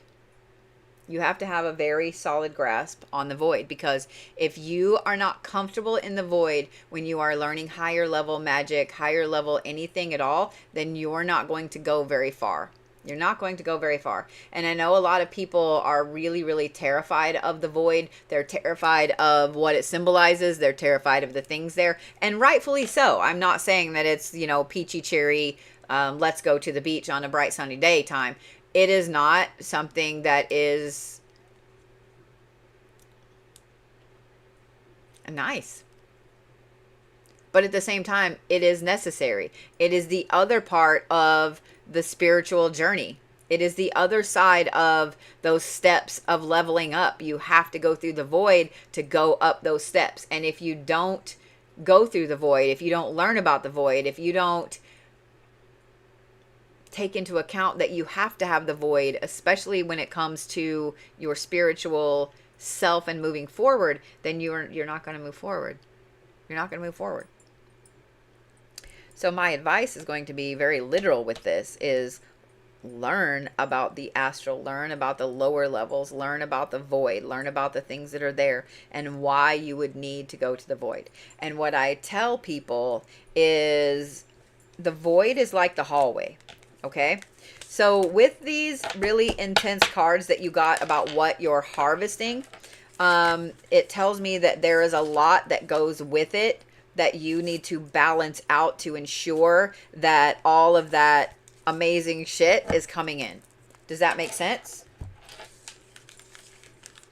You need to make sure that you have everything balanced out. When it comes to the void, what I like to tell people is that the void is like the hallway. The void is like the hallway in your house. You cannot go from one room to another without having a hallway, correct? I mean, you can, but then you're going to walk through 5 different bedrooms or the kitchen to get to the bathroom. And there's a reason that houses are built with hallways. There's a reason. And that's the same thing with the void. That's the same thing with the astral. It's the same thing with spiritual ascension. You have to have the dark times, or how do you know how to appreciate the good if you don't have the dark? How do you know how to appreciate the journey if you didn't have the rocky path? Do you see what I'm saying? How do you appreciate the top of the mountain if you didn't have to climb it? Do you see what I'm saying?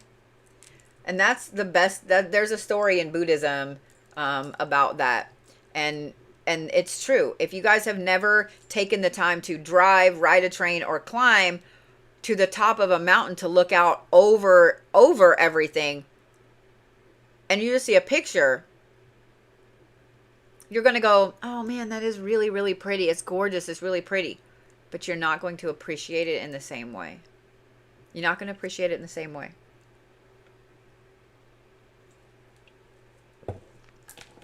All right, Kirby is next. I have Kirby, then Jen M, then Molly J, Leah R, Tandy H. I have more people on my list, but those are just the next few. Put that one right there. 1 right there. 2. All right. Oh, and you go underneath. Okay. All right. All right then. One thing about your cards, when you get to know your cards really, really well, you 100% will start to feel crazy after a hot minute. You'll start to feel crazy.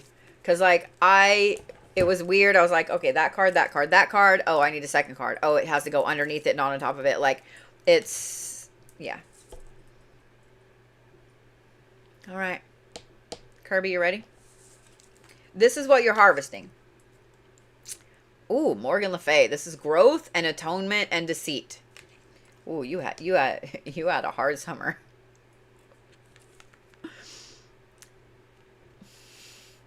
Connect to the heart. You had a hard summer. You had a hard summer of shadow work. You had a hard summer with family. You had a hard girl. Oh. This tells me that you had a very emotional, trying summer. You had the spring and the summer, but I feel like the summer in particular, you had just like one hurt after another happened, one massive thing after another happened. You just had all of this shit pile on you repeatedly. And I know that you're like, wait a minute, this is what I'm harvesting? I don't want to harvest this anymore. But here's the thing. The connect to heart is what, and the growth, okay? just like I was just talking about the void, that's literally where you were all summer, is the void. You were in the hallway, you were in the in-between, you didn't know what room you were supposed to go in, you're just kind of wandering around out there in the dark trying to figure out what the fuck is happening. By going through all of the intense shit, it makes you appreciate things on a different level, right? When you're in a relationship, I'm going to liken it to this, because every one of you guys has been in a relationship. You've watched movies and TV, and you've seen your friends go through it and so on. You're in a relationship, right? And this relationship is great. It's fucking fantastic. It's your dream relationship, right? They couldn't be any better if they tried. And then something hard happens, and just in the last 3 years, I have had 3 friends who got diagnosed with cancer and their spouse left them. 2 were female and 1 was male. And their spouse left them. One had been married for like almost 12 years. One had been married 7 years. And one had been married 26 years.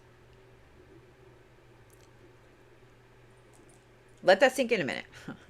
Because these relationships were all such great relationships. I also have had a lot of friends who have gotten diagnosed with cancer and gotten very, very ill, lost jobs, lost whatever. And that spouse, that boyfriend, girlfriend, fiance, whoever, did everything they could to make sure that their person was okay. But they always were kind of fighting back and forth. They always had that relationship that wasn't, the fairy tale thing. But that person was always there for them. Do you see what I mean? Sometimes things may not look perfect on the outside or look perfect to everybody else, but they are perfect because that is exactly who you need in that moment, right? Nobody really wants somebody that is just going to lay over and fall over and let them walk all over them and do whatever. I know there's some people like, I do. Do you though? Because that's going to get boring really fucking quick. If you have somebody that's like, here's my paycheck, what would you like me to do? That's going to get boring really, really quick. It's going to get boring really quick. You went through a massive amount of growth, and you went through a massive amount of self-atonement. And I said it that way in the air quotes on purpose, because there were things that you were taking on the responsibility for this summer that they weren't responsibility. They weren't your responsibility, but you took the responsibility on as a self-atonement for something that you perceived needed to be fixed, either in your family, friends, with yourself, whatever. You took that responsibility on, and I don't think that it was unwarranted, if that makes sense. But this growth is fantastic. Because as you go into fall, and I haven't even turned these other 2 things over yet. As you go into fall, you're going to see where a lot of the stuff from this summer, either you're going to be able to help other people with, or you're going to be having this smooth sailing as you go into fall and winter, and realize that if you hadn't had a lot of this shit happen this summer, then you wouldn't be able to have this amazing fall and winter that you're going to have. So let's see what you should let go of. How is this a thing?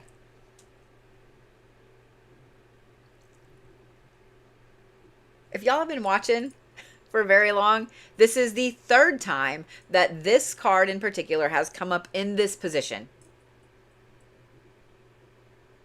Hey, Mike, I hope you have a good day, sweetheart. This is the 3rd time that this card has come up in this position of what to let go of.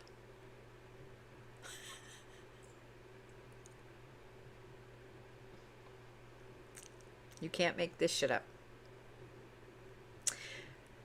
This is instinct, animalism, and hunger. And this is movement. And I don't think in this card she has a snake with her, but snakes are associated with Lilith. So even though we just talked about the growth and the atonement, and that was something that you're harvesting in for this fall, It is time for you. I'm going to adjust up there on YouTube.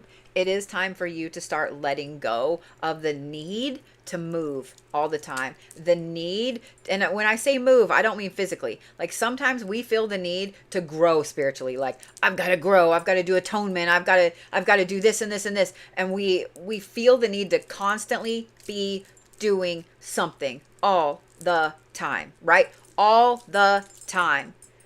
We need to be working on this and we need to be learning this, and oh, I didn't light my candles today and I need to do this, and I need to cleanse, and I need to do this and this. And we feel like we've always got to be shoving shit in our brain. But sometimes just being still. And with the summer that you've had, I think that being still is going to be a fantastic thing. I think that being still is going to be something that you're happily going to welcome in, because that instinct of continuous go will burn you out. Will burn you out completely. I know that it's easier said than done, because I feel like because of these two cards, and because that is the movement card, and because both of these have a snake symbolism of shedding skin and growth and moving forward, it gets addicting. It gets addicting. It gets addicting to constantly be moving forward, to constantly be learning, to constantly be shoving shit in your brain, to constantly be changing. It gets addicting, right? And I'm going to give you an example. So I closed my shop to the public last October. I moved into a house. I had to do an emergency move last month because of issues. Moved into this house. I still have stuff that was not unpacked from the last move, because I've gotten so addicted to moving that I just want to. I caught myself the other day. I absolutely adore the house that I'm in. I do. I love it. The neighborhood is quiet. I have all these nice older ladies around me that are home all the time that I know are watching the whole neighborhood. Stalkers beware. The neighbors are fantastic here. I have never, ever moved into, ever moved into a neighborhood where I had 4 different neighbors come to introduce themselves to me personally and welcome me to the neighborhood. One made me cookies. Never. I love it here, right? I do. I can't wait to unpack shit. But I caught myself driving around yesterday. I had to go run my cousin to the airport and come back and go to my grandma's and so on. Well, I caught myself driving by these huge houses, and I was like, that's a cool house. What if I lived there? There's a house at the end of the like mile thing down here, it's a mile, square mile. Anyway, there's a house down there that was owned by, somebody told me about it because I looked, don't judge, a couple that came over here from Japan, and one of them was a gardener, like not, I'm going to come and do your lawn, but bonsai and really intense and so on. And they retired here in Tulsa because of the climate, and their house is for sale because they both passed away. And I'm not going to lie, I did completely look in the backyard, because the front of it, they have that really long walkway and the big thing that comes out, and they have all these like Japanese maples and these things. And in the back, there is a massive fountain and a pagoda. And I'm like, I could buy that house. And I had to have a talk with myself like, bitch, you just moved. You just finished moving. Shut up. Because we get addicted to movement. We get addicted to movement. That's exactly what I'm saying, Kirby. You've gotten addicted to the shadow. You've gotten addicted to the growth. You've gotten addicted to the movement. Brett, please come move into that one. Please, please. And then we can go walk around and have fantastic times. I'm serious. Please, please let me live vicariously through you. I'm not going to lie, that backyard is phenomenally beautiful. It is phenomenally beautiful.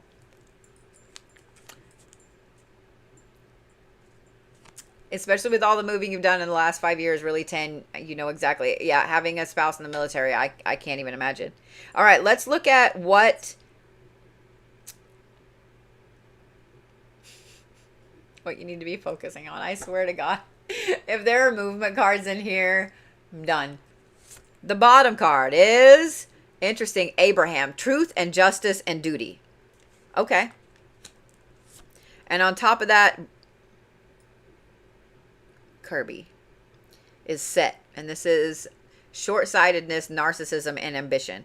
But with the truth and justice and duty, we're going to focus on the ambition. Now, if that was the Abaddon card under it, I was like, Kirby going feral. Oh, okay. Then you have Get Wild. Maybe we do have feral Kirby. And Release. Oh, Lord, we have feral Kirby. Kirby go feral. That should be a movie. Kirby goes feral. Okay. So all of this growth, all of this movement, all of these things that you're harvesting in and the thing you're letting go of is preparing you for this. So this fall, I think especially this fall, is ambition. It's you moving forward. It's you being a little wild. It's you releasing a lot of shit that has been piled up on you. I find it really interesting that this is a frog on here. I love frogs, but frogs represent like growth. They represent, just look it up. There's your, I don't want to tell you. Kirby, there's your spiritual homework. Look up what frogs represent. But I find it interesting that the snake is here and the frog is here because the snake eats the frog. Do you see what I mean? But this fall is going to be a little bit feral for you. It is. Because, I mean, I was laughing about it. And then the Get Wild card came up. And I was like, well, shit. Okay. It's just going to be a little bit of a feral fall. Feral fall. Truth, justice, duty, short-sightedness, ambition. I don't want to say narcissism because I know damn well that you're not a narcissist because of some of the readings I've done for you and some of the things that you've asked me to help you with. But the Get Wild and the release. This is going to be a fantastic time for you to just let go of shit. Just let go of shit. I'm here for it, and I think it's something you really need. I really do. I think it's something you really, really need, especially with how hard spring and summer were for you. Spring especially. I think it's something you really need. Get wild. Go feral. Go feral. Go do all the things. Yeah, people pleasing is something that really I think as girls, as little girls, we get programmed with. Does that make sense? Does that make sense? You are so welcome, Kirby. You are so welcome.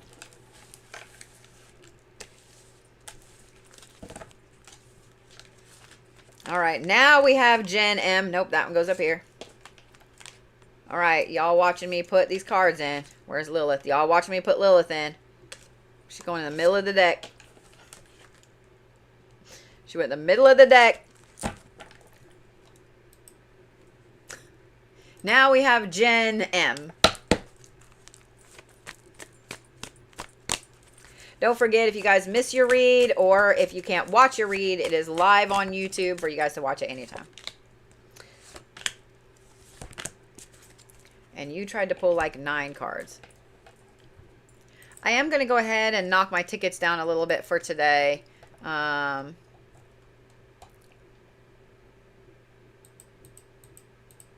we go.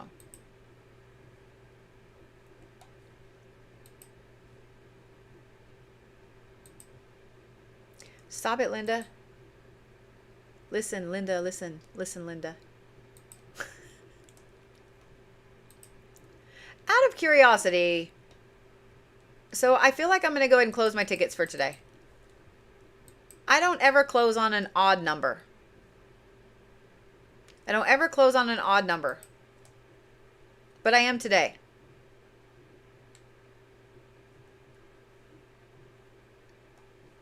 Why?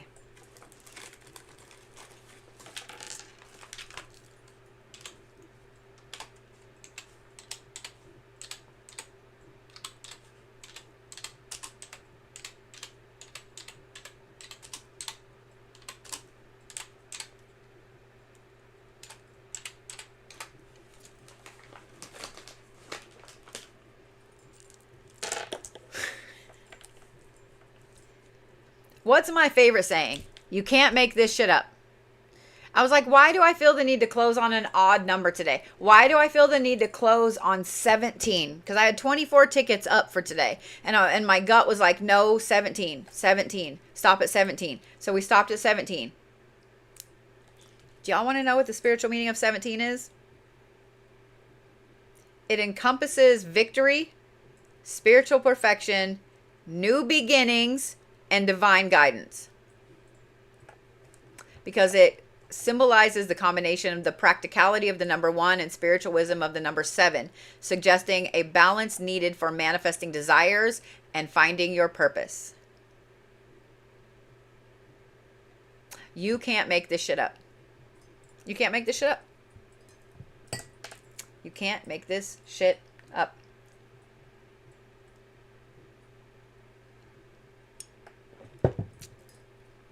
On a full moon.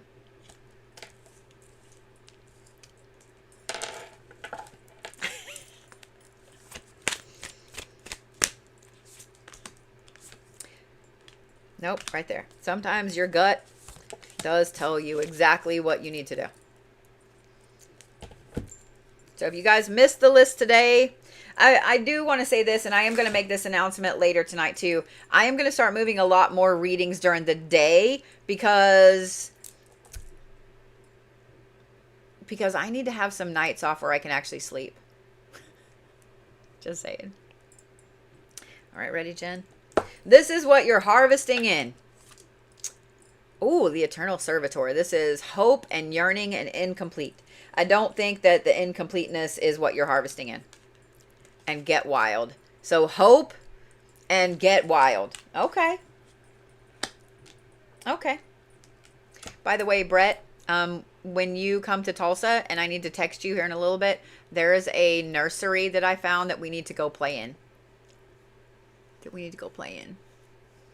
But I cannot go in there with adult money. I can't go in there with adult money.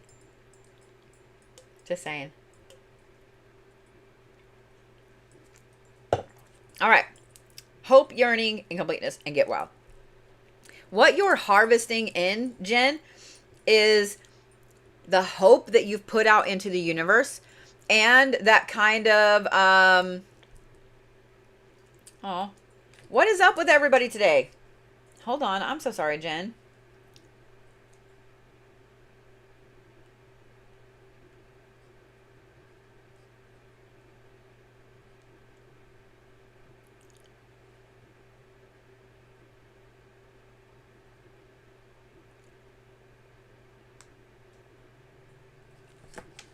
My sister doesn't ever really text, and she was like, can you call me?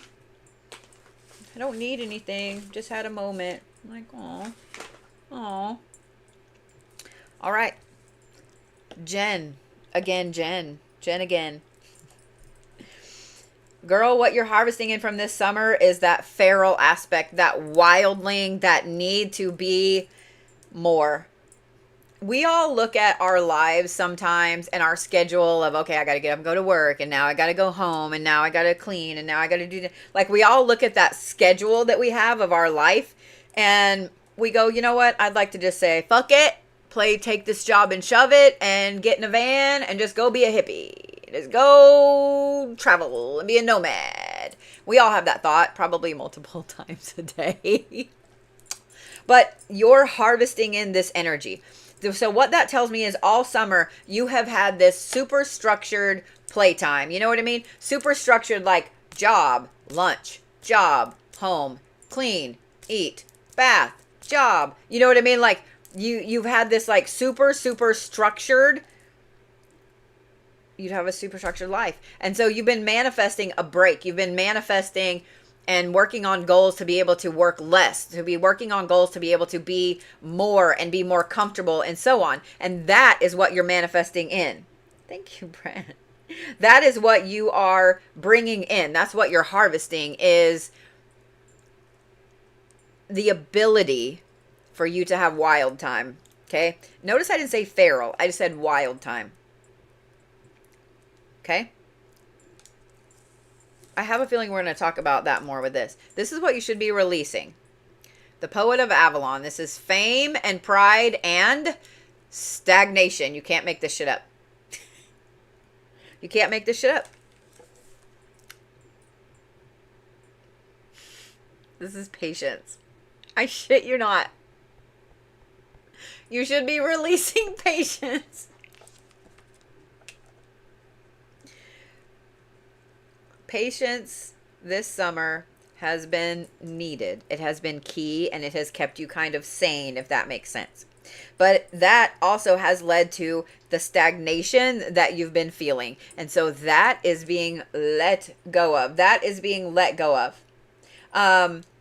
That is why you're harvesting in this wild energy and this need to let go and so on. I would also bet that you are 100% that person who is,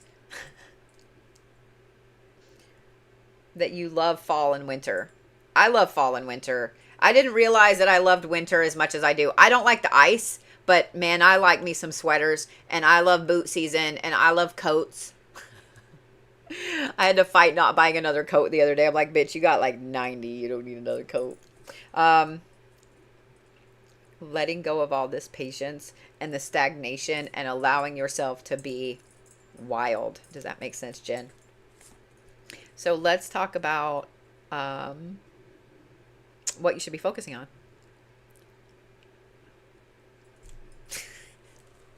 Ma'am. Okay. All right. I'm not going to lie. I was a little worried. This is the Queen of Wrath. And this is suspicion, anger, the Feral card, suspicion, instability. And then you have nature.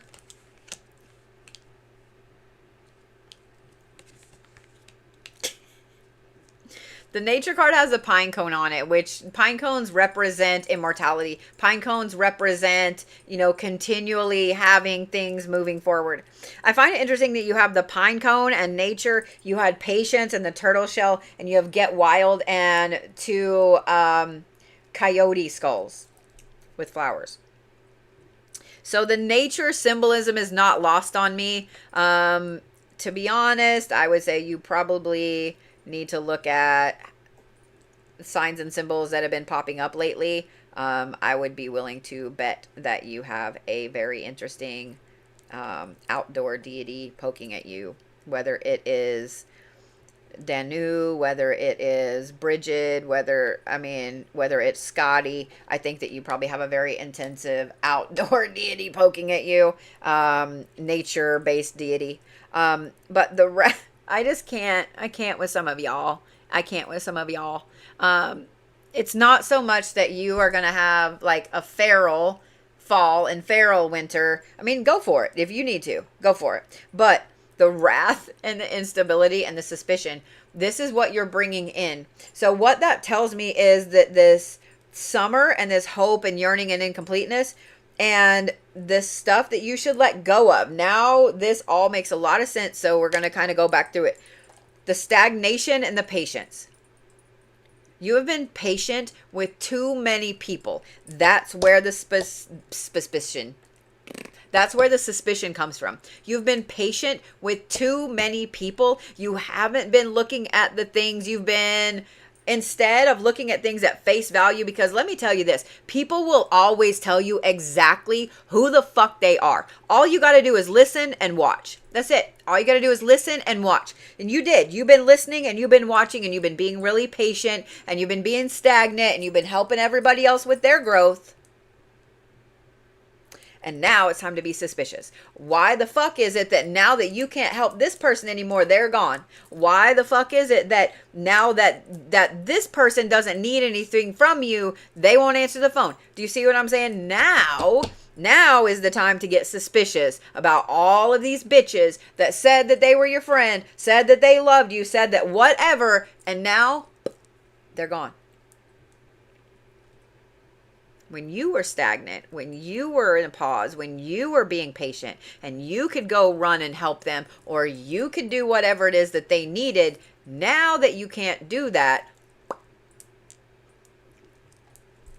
now is the time to be suspicious. Now is the time to be doing this Giving the old, like, I see you, bitch, at everybody. I'm just saying. I'm just saying. And I want to say this really quick because I feel like this is relevant to your region. And I love that you said on point and all of this is resonating.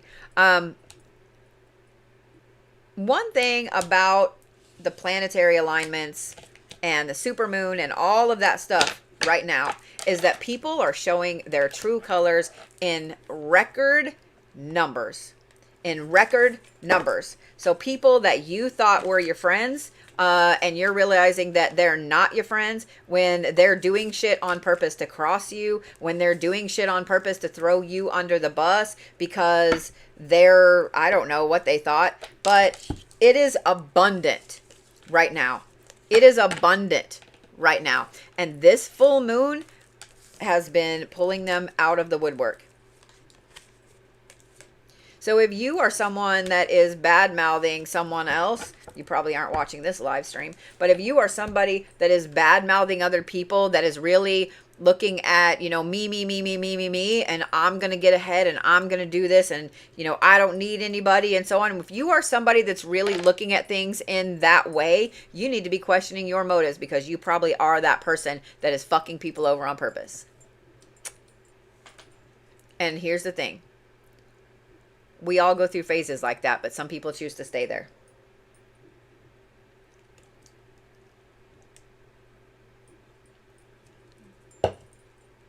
All right, Molly. So here's who's left on my list. Molly, Leah R, Tandy, Shannon H, Jenny R, Victoria, Ashley, and Rachel and Nicole.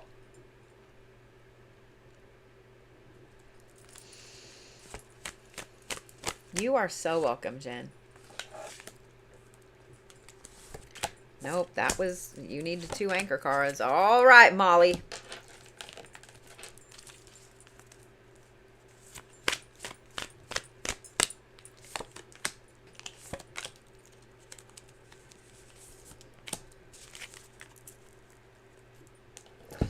All right, Miss Molly, you have 2 anchor cards. So let's look at what you're harvesting in from this summer.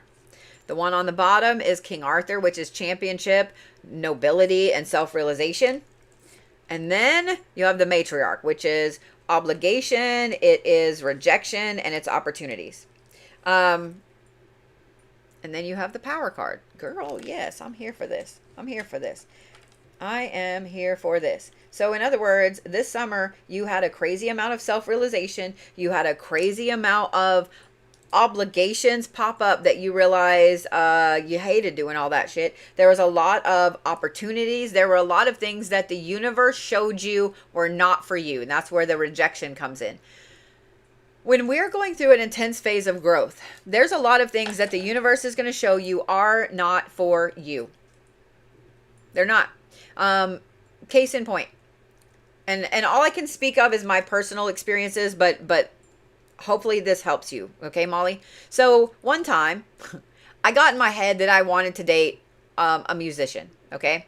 And I was like, you know, I travel a lot. So let me see what I see. Well, I found 2. I dated, went out on 1 date with both of them. Not at the same time. And I realized really quickly that is not what I wanted. I realized really quickly, absolutely not. Because both of them had severe alcohol problems. I'm not saying that every musician has alcohol problems, but both of them. And the way they were and the way they treated me and so on, I was treated like a new accessory. Absolutely not. Absolutely not. So then I thought, you know what? Instead, I'm going to date, I would like to date an actor. Right? Because I feel like you will understand when I say, well, I got to edit videos, or I've got to live stream, or I've got to, get this video out, or I've got to film, or, whatever. Yeah, I realize I don't want that either. Maybe it's just the ones that I found. I don't know. But I realized really quickly that a lot of them look at social media people as either an accessory, or they look at social media people as they're not the same and they're not good enough. So by seeing the things that I was telling the universe, I really want this. I really want this. And the universe was like, okay. Sometimes the universe will give you exactly what you want so you can reject it. Because the universe, when we're manifesting something really hardcore, we're like, this is what I want, right? And then the universe is like, okay, all right, here you go. And then we get it and we're like, this sucks. I don't want this. It's like a kid that really, really wants that toy at the grocery store. And as the parent, you're like, look, baby, like that's a shitty toy. It's a $2 toy. It's going to fall apart in 5 minutes. Like it's not even going to make it out of the package and be broken. But nope. That kid wants that toy so bad that it can't stand not having that toy, that kid can't stand not having that toy. So you buy the kid the toy, and sure as shit, what happens when you get it in the car and you open it, the helicopter falls apart, or, you know, the little police badge breaks, or whatever it is. The universe let you have that toy so you can find out that it was a shit toy. And you didn't really want that toy. You want something different. That's exactly what happened to you this summer, Molly. That's exactly what happened to you this summer. You kept getting things that you were manifesting, little things that were goals on your way to the bigger manifestation, and you realize like you don't want that. You don't want it. You don't even know why you thought you wanted it. That's what happened. So now you're harvesting in all of this personal power, because let me tell you guys something. When you realize what you don't want, that is power. Because when we all have this list of things we want, whether it's in a relationship or a job or whatever, this list of things that we want, correct? I want this, I want this, I want this, I want this, I want this. But do you know what you don't want? Do you know what you don't want? When you know what you don't want, that puts you in a place of absolute self-realization and power. Because now you go, oh, okay, these are the 5 things that I absolutely do not want, and these are the 5 things that I absolutely do want. Guess what? Everything else in the middle is a compromise. Everything else in the middle you can compromise on. Do you see what I'm saying? So that is what you're harvesting in, Molly, is absolute power with that, because now you know what you don't want. So let's see what you need to let go of. Ooh, transition. This is the ferryman. This is Charon. This is the one that takes you across the river Styx. So this is focus, transition, and change. And the outlaw. I thought it was the explorer at first. The outlaw. This is going to sound weird, but I want you to hear me out. Let go of the need to be in transition. Let go of the need to change. Let go of the need to growth. Be in growth. Let go of the need to climb the mountain. Right now is the time to just sit on that overlook and pay attention. Right now is the time. You don't need to be the outlaw. You don't need to be out in front of everybody. You don't need to be Doc Holliday right now. Okay? You just need to be paying attention. Just need to be paying attention. You need to be Wyatt Earp, okay? You don't need to be Doc Holliday, always kind of like poking at stuff, doing stuff out in the saloons. You don't need to be all of that. You need to be Wyatt Earp. You need to be paying attention. You need to be watching. You need to be focusing on everything else. When you take the time, when you're climbing a mountain, and this is something that I was taught as a kid, and it's funny that I'm telling you guys this now. Every time we went to some big mountain in Colorado, whether it was Pikes Peak or Longs Peak or anything like that, we would go and we would stop at all the different little overlook things. Not all of them, but like the ones that had like a bathroom, because, we were kids and things like that. But we would always walk around and we would look at the view, and my dad would point out stuff, and that 100% is a metaphor, because life is a mountain. We're always climbing fucking mountains, right? But if you just go straight to the top, and you don't take the time to stop and look on the overlooks, you're not really going to appreciate how far you're going, right? You get to one overlook and you see a little, you see in the trees, and you see all the animal prints, and you see how beautiful the day is and so on. And you go up a little bit higher and there's another overlook, and now you can see out over a lot of the trees and over some of the other like smaller hills and stuff like that. And you sit from it and you're like, God, this is so beautiful. This is so beautiful. I get to sit here all day with the wind in my hair and so on. And then you keep going, right? That is the time for you right now, is to be on that mid-level overlook where you're just watching everybody. You're watching everybody that's playing in the hills and the stuff down below you. You're watching everybody climbing up the mountain. You're listening to what people are saying. I feel like I need to say that in particular. You're just paying attention. You're just paying attention. That's what you need to be doing right now, Molly, is just paying attention. And I know your energy is going to be like, yeah, but we should go. We should keep climbing the mountain. Mm-mm. For this fall, just chill, man. Just be the dude in the Big Lebowski, like the rug ties the room together. You know, just the dude abides, man. Just chill, okay? So this is what this is what you should be focusing on. Stop it.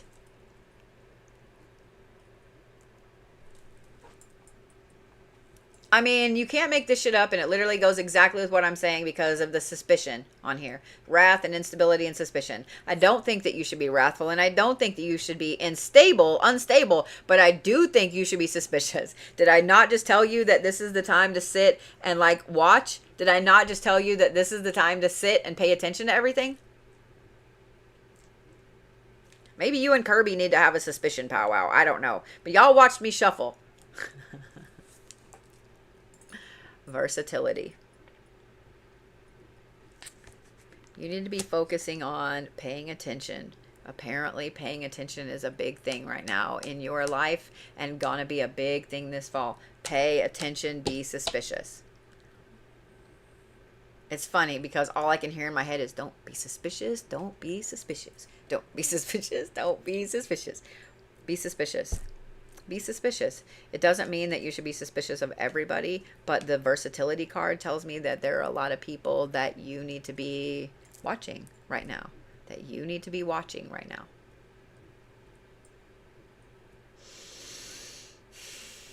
Which goes right back to this personal power.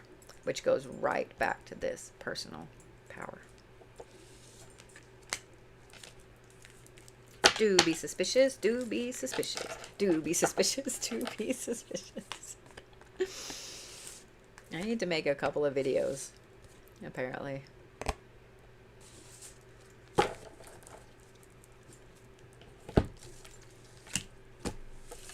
that make sense, Miss Molly? You are welcome so much. You are absolutely welcome. All right, y'all watching me put these cards in, right? That was the... Yeah.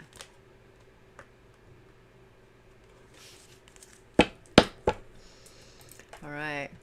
Leah is next.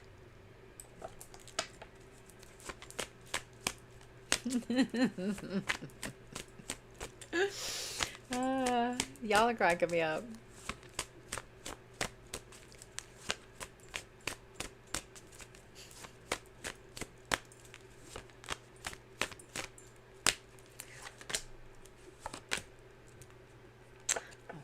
That one right there. That's a lot that tried to come out, though. I'm just saying, that's a lot that tried to come out.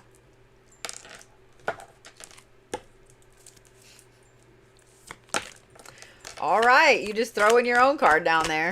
Just throw in your own card down there.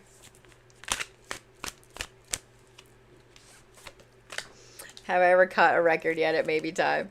I mean, I feel like all of my songs would be these little short things, you know?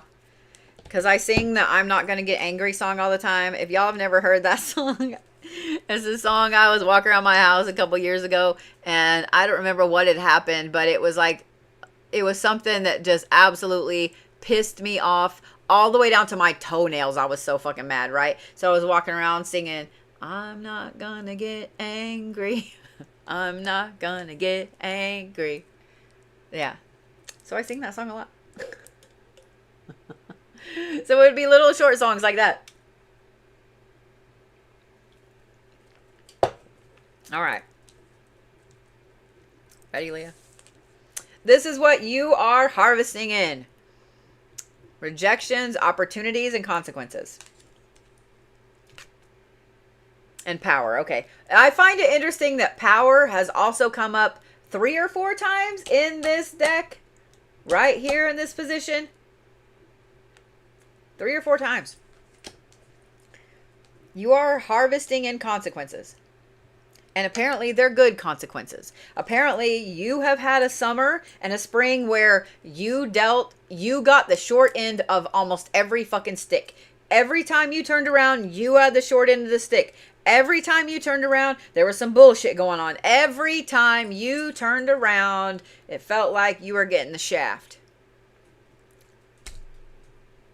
So what you're harvesting in are all of the consequences of that. Because when you give too much of yourself and when you get the shaft and when you get the short end of the stick, karma sees that, right? When somebody did you dirty, karma sees that. When somebody took shit that was yours, karma sees that.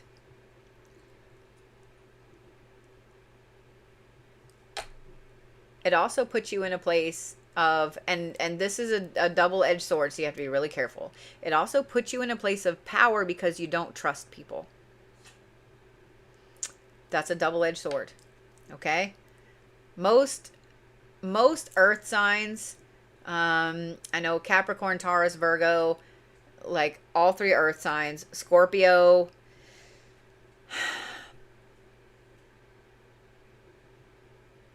Aquarius. Those right there are signs that don't trust anybody. They don't. Like, you really have to prove that you can be trusted. You really have to prove to those 5 signs that you can 100% be trusted before they will really let you into their life and their space. Now, if you prove that you can be trusted, you can't get rid of them. but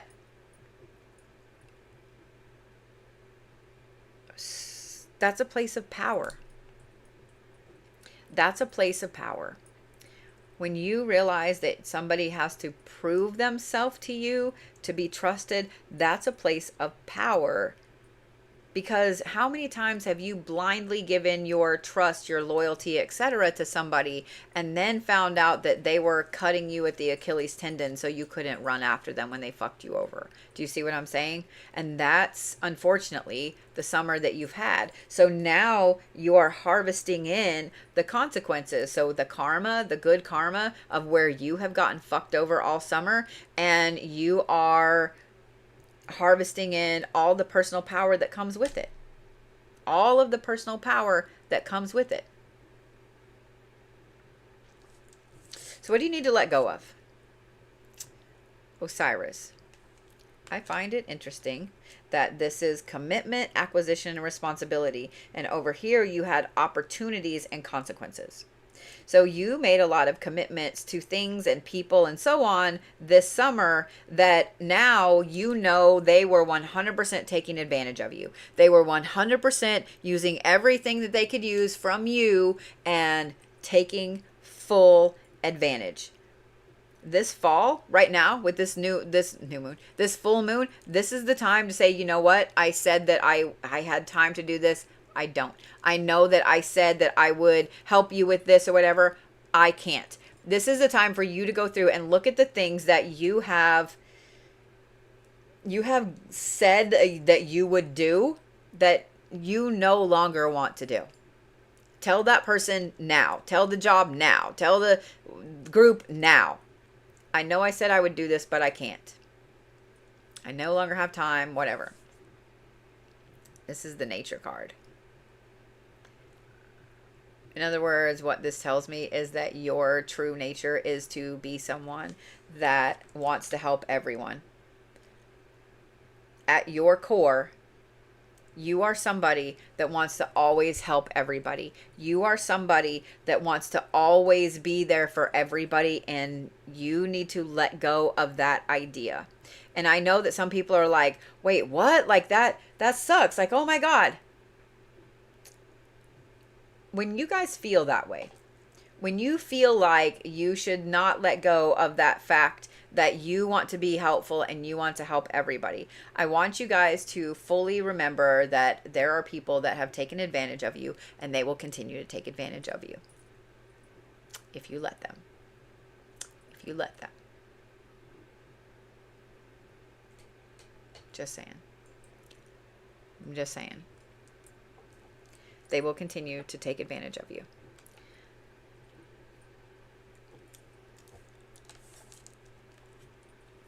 All right. This is what you should be focusing on. Ooh, this is the Red Shepherd. This is evaluation and just rewards and respite. And then the Observer. Oh, you can't make this shit up. Evaluation and the Observer.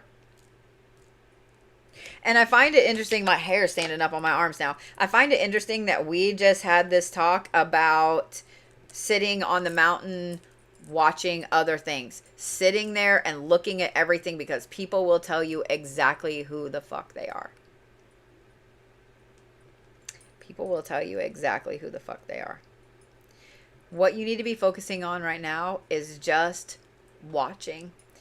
Watch every single thing around you. Not just one person or two people or whatever. Not just the people that you know personally, but be watching everything. Be watching every single thing. Do be suspicious. Do be suspicious. Do be suspicious. Do be suspicious. Just saying. I'm just saying.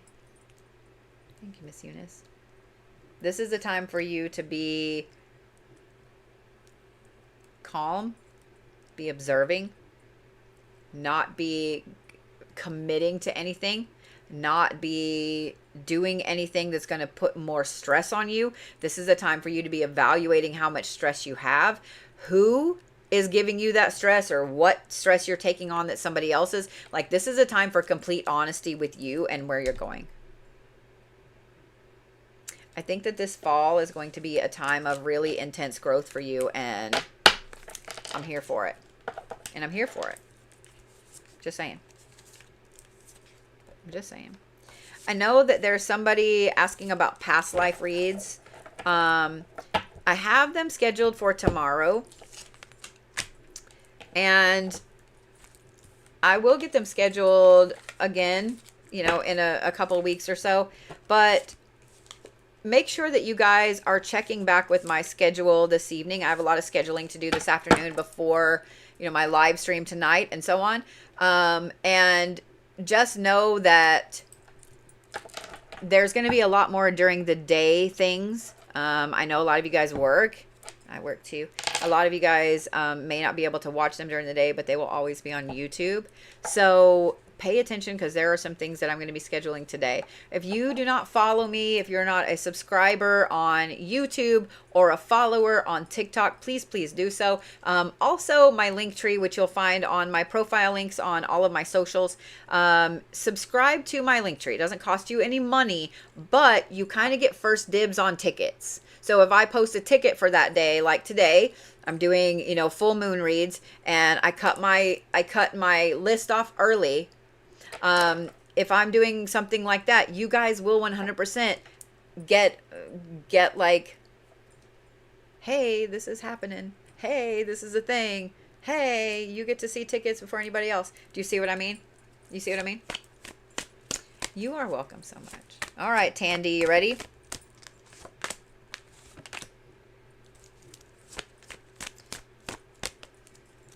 Yeah, y'all will get kind of dibs.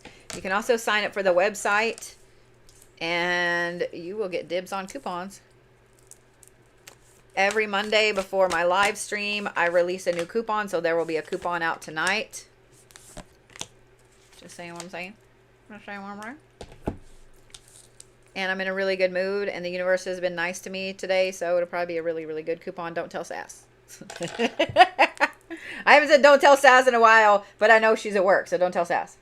She's probably going to pop in with the eyeballs here in a minute. I just already know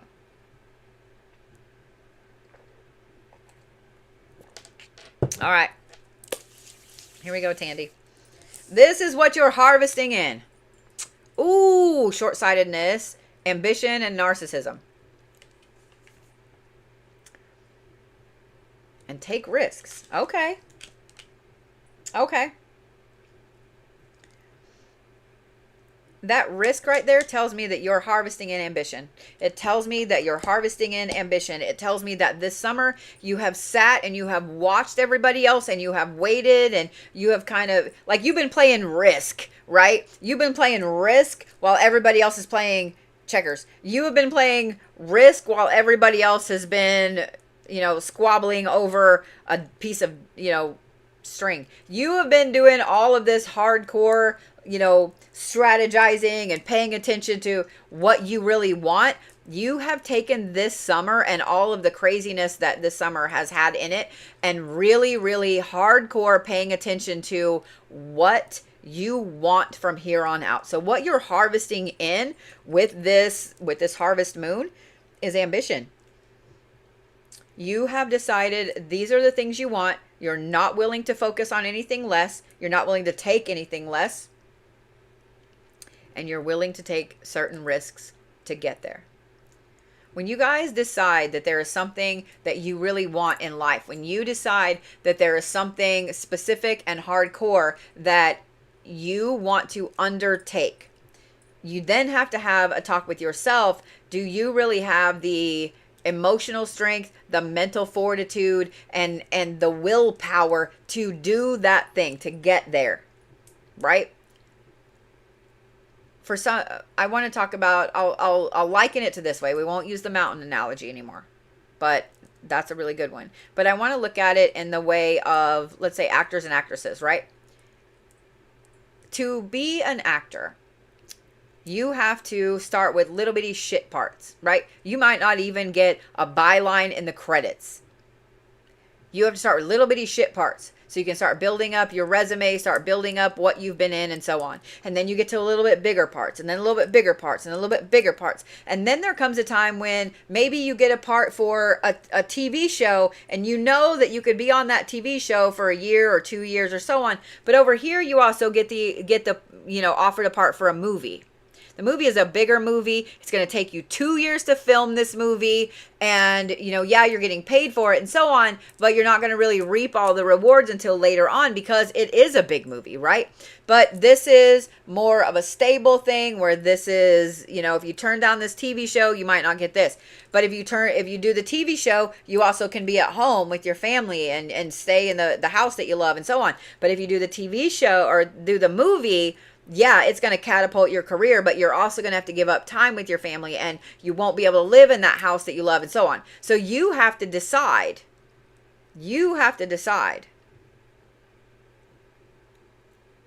Are you willing to sacrifice certain things to get more, to go bigger? Do you see what I'm saying? There are people that are 100% willing to sacrifice time and living in a certain place or doing this or whatever, and there are people that are not, and there's nothing wrong with either one, but that is where you are. You have really hardcore decided, I'm ready to take these risks and I am ready to move forward with the things that I have ambition to move forward with. I think that's fantastic because that takes a lot of emotional and mental maturity to be able to do that. So let's see what you need to let go of. Ooh, the more again.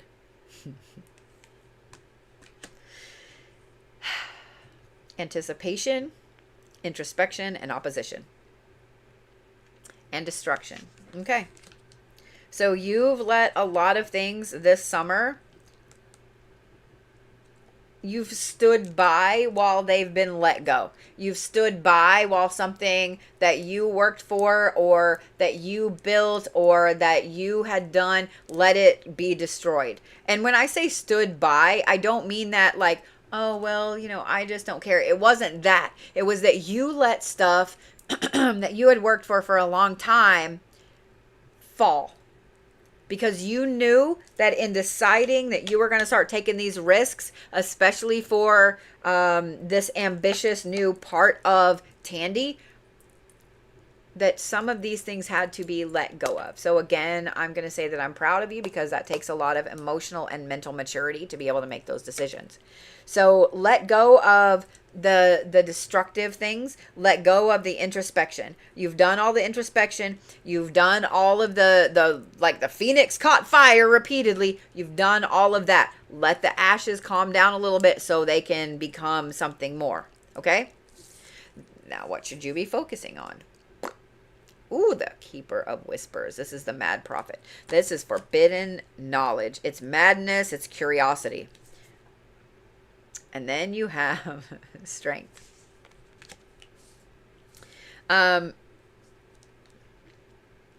Focus on building your strength. And what's funny is I feel like I need to tell you your physical strength. Focus on building your physical strength back up, whether it's starting to go walking every day, whether it's, being a bigger person than me and going to the gym, whether it's just Tai Chi in your bedroom, whatever it is. Start focusing on you and start focusing on being a more physically stronger person. That will also help you with motivation. It will help you with your mental fortitude, especially when it comes to taking these risks and moving forward. It will also help you with your curiosity, because when you feel better, then you feel like you can be more curious. When you feel better and you feel stronger, it's easier to go on a longer hike, right? When you feel like your body is in better shape physically, then it's easier for you to do a lot of things. So this fall is a good time to focus on you, on your physical strength, and that in turn will help you with your emotional, mental, and spiritual strength.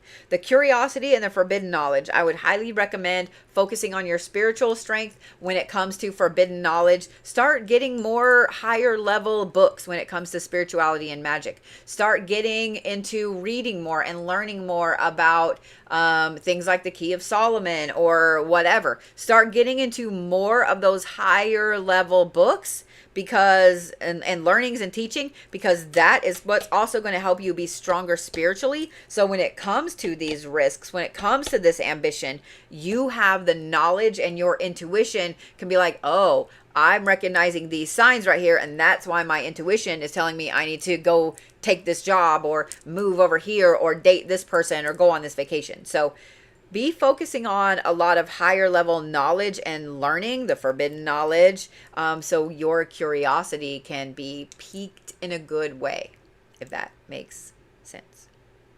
A lot of times we go through these phases where we don't want to really learn anything deeper because we know it's going to be hard. And I'm not going to lie, like learning higher level practices is hard because it does take discipline. It does take strength. It does take focus. It does take you moving out of the norm for what you've always done. It's not just, lighting a candle and putting some crystals out. It's not just lighting incense every day. Ritual magic, higher level magic, that forbidden knowledge, that takes a crazy amount of dedication. And some people aren't ready to do that. And there's nothing wrong with that. All right. Shannon W is next. Why did I say Shannon H? There's not even anybody with an H name right there. Maybe it's because it's WH. I don't know. All right. Shannon is next.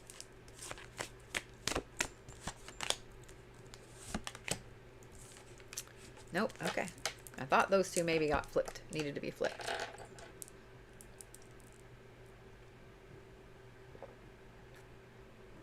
All right.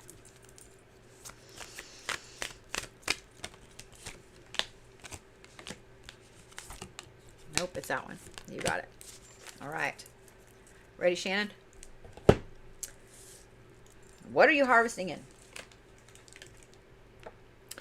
This is Hades. This is wisdom and inevitability and equality. Ooh, how do you have a strength card? Okay, you know what? I'm here for it. Y'all just saw me shuffle. Y'all just saw me put those things in there. Wisdom, equalability. Is that a word? Equalability? Should be. Equality and inevitability, equalability. That should be a thing. That should be a thing. Equalability. I have coined a new phrase, a new word, and that shall be the new word, equalability.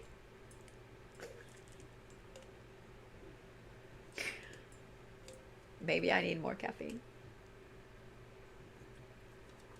Come on, that was funny and y'all know it.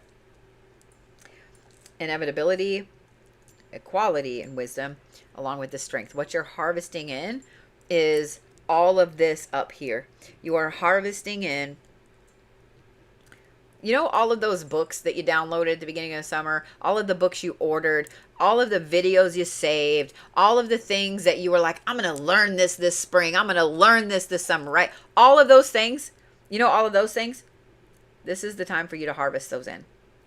This is the time. There's a reason you got all those things. There's a reason you got all those books, saved all those videos to your watch now. This is the time to really start focusing on those things. Have a plan in place for your mental exercises. We're going to say them that way. Set some time aside, even if it's 10 minutes, to read a part of a book, to listen to a part of an audiobook, to watch part of a video, whatever it is. Or I don't know if you have one of those jobs where you can listen to podcasts or listen to videos or whatever in your headphones and so on. But this is the time, Shannon, that you need to really be looking at all of the things that you purchased in the spring and early summer and why you purchased them. You haven't touched them. You got them, but you didn't touch them. I'm really guilty of this. I'll buy books and then not read them. Look at all of the things that you are going to learn this summer now. Fall is what you're harvesting that in. Fall is the time for you to be reading all those things. Oh no, you have to have a nice cup of tea or coffee and sit on the porch in a blanket and read a book in the fall with the leaves falling. Oh no, that sounds so magical and great. That is what you're harvesting in. That is what you're harvesting in, Shannon. I'm here for it. Let's all do that. Let's all do that. This is what you need to let go of. Curiosity, madness, and forbidden knowledge. I find it interesting that we just talked about learning, and it's the forbidden knowledge and the curiosity and so on. And then paradox, which is exactly what these cards are. That is so fucking funny. If I'm telling you to start looking at the higher wisdom and then the cards say not to look at the higher wisdom. I think that these cards are reiterating what I'm saying, but these cards are saying that this isn't the time to be looking into new practices. This isn't the time to be looking into buying new books, buying old books. This isn't the time to be looking into falling down the rabbit hole of anything brand new, right? So you got all these books, you got all these videos, you have all these things that you haven't delved down yet. They're sitting there waiting. You have a stack of books, they're sitting there waiting. Stack of audiobooks, sitting there waiting. This is the time for you to look at all of those things that you already have purchased, that you've already got, and you were ready to fall down the rabbit hole and didn't. It is not the time to continue to get those things in. Does that make sense? Does that make sense?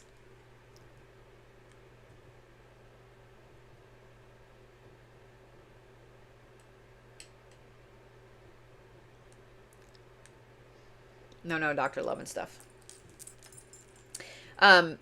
This is the time for you to focus on what it is you got. So what that tells me is the things that you were focusing on this spring, and I think really this spring and early summer that you knew you were going to master by the end of the summer, it wasn't the time for you to master them, but it is now. So those things are either foundational aspects or new aspects when it comes to you moving forward, your practice, everything moving forward.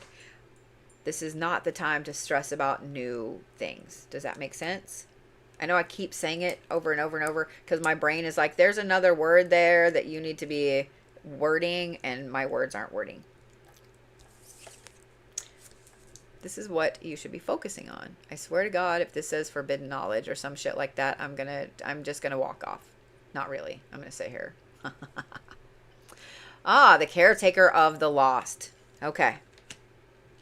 This is respite, assistance, and memory. And power. What you should be focusing on. This is going to sound very... Some of you guys are going to be like, wait, what?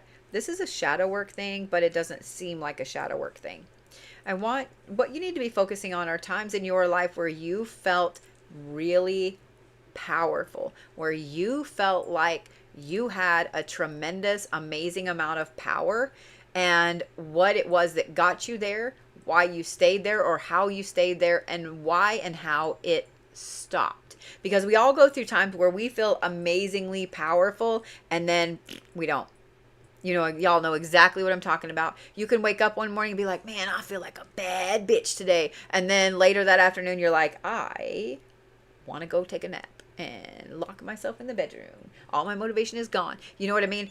So you need to start just paying attention to what times in your life you have felt the most powerful and why. And then look at this with the memory aspect. Why did you buy that specific book? Why did you buy that specific crystal? Why did you put that specific video on your watch later? Like, why were you doing the things you were doing this summer?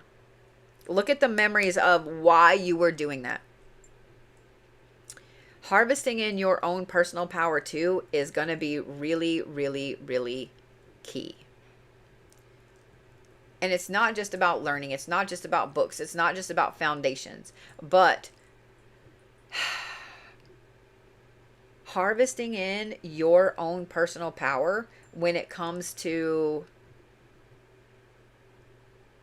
everything, when it comes to life, is going to be really key for you moving forward. What that tells me is that you give everybody else personal power. You give them your power. And you may not realize that you're giving them your power, but giving in, like let's say you really, really want to go do, this. You want to go to the fair this weekend really, really bad. But your friends don't want to go to the fair. Instead, they want to go out drinking. They want to go to the bars. And you give in because you don't want to go to the fair by yourself, or you don't want to, make them mad or whatever. That's giving away your personal power. That's the easiest way I can put it. That's giving away your personal power. Now, am I saying that you need to be an ass and make everybody go to the fair? No. But the fact that you have your own autonomy and you can do whatever you want to do for you to harness in that personal power, that's what you need to do. That's what you need to do, if that makes sense. So look at where you're giving away your personal power. Look at the times when you have felt the most powerful and what was going on in that moment.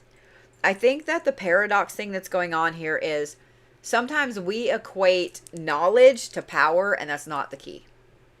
It's not the key. In fact, it's not really.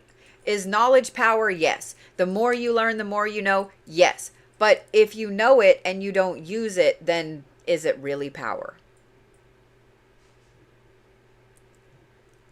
That's the paradox.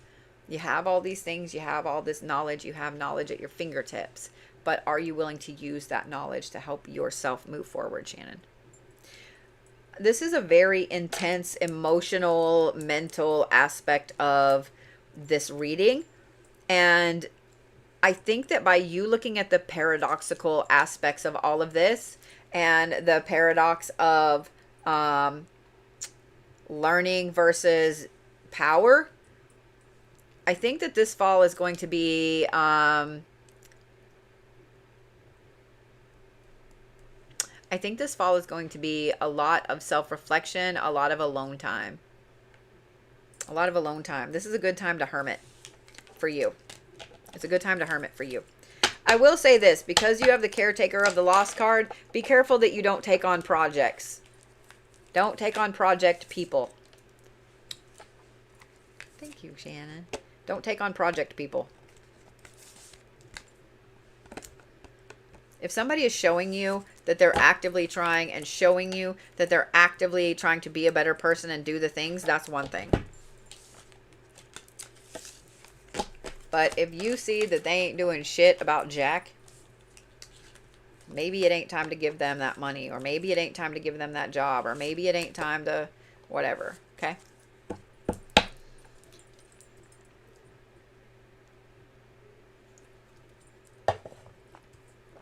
All right. Jenny R is next. So that's 3 Jenny. So we have Jennifer, Jen, and Jenny. Y'all. We only had 1 Shannon today. 1 Shannon today.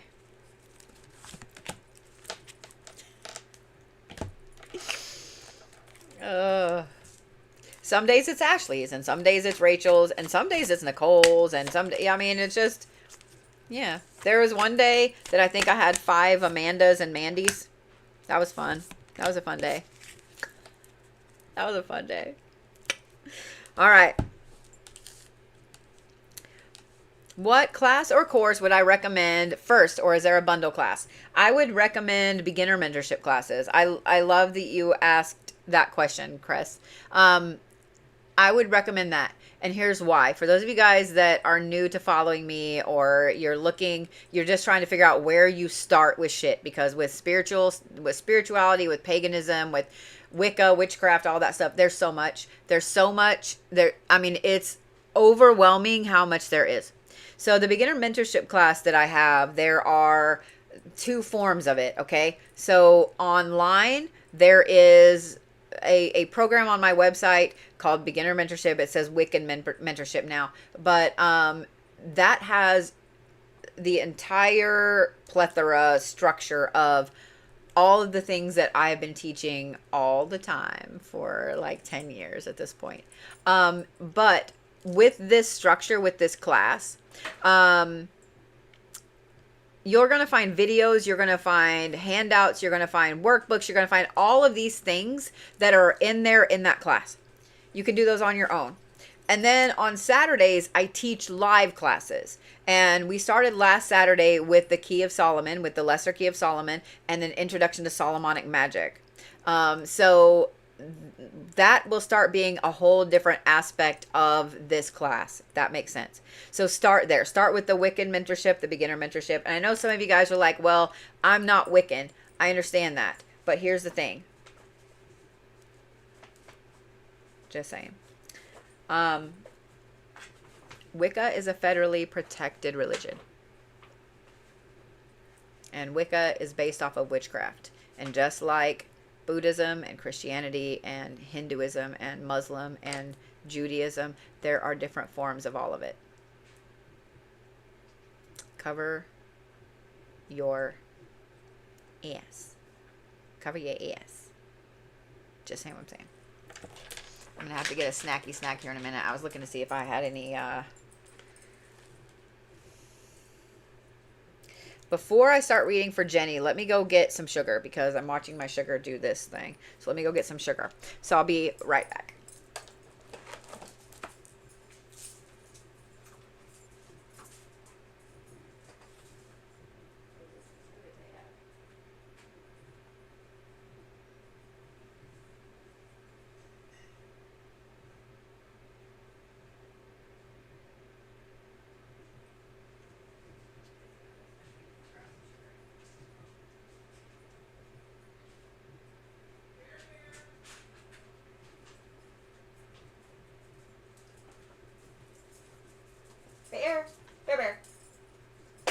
Bear.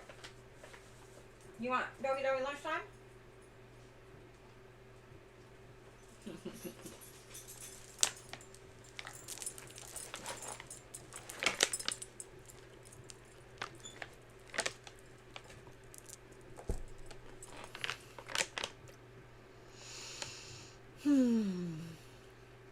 This is happiness.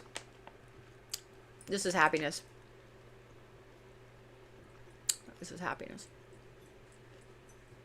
I'm out of the coconut pretzel. That's my favorite. This is dark chocolate.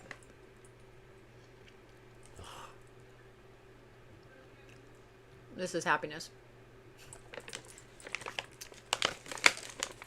Just saying. Happiness.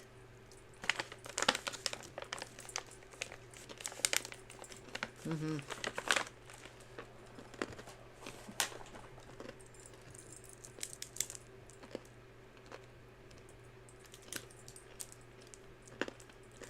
Mm-hmm.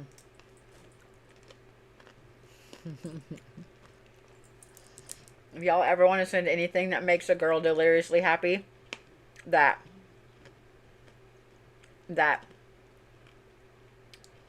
Coconut pretzel is my favorite. The dark chocolate is my second favorite. Thank you for that. Norwegian chocolate. Do tell. Do tell.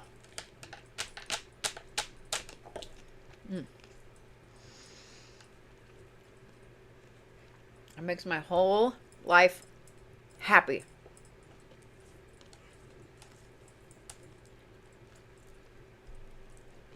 In my whole time on TikTok, I have never been that person that does like sponsored content. But I'm not going to lie, I'm thinking about it for them. Because I love that shit so much. Okay. I will look at that. I will look at that. Thank you. I also really love the Halara leggings. I have 5 pairs of them. They're so comfortable and they have pockets. I bought one of the dresses 2 summers ago. I've never worn it. The little tank top short dresses. But yeah.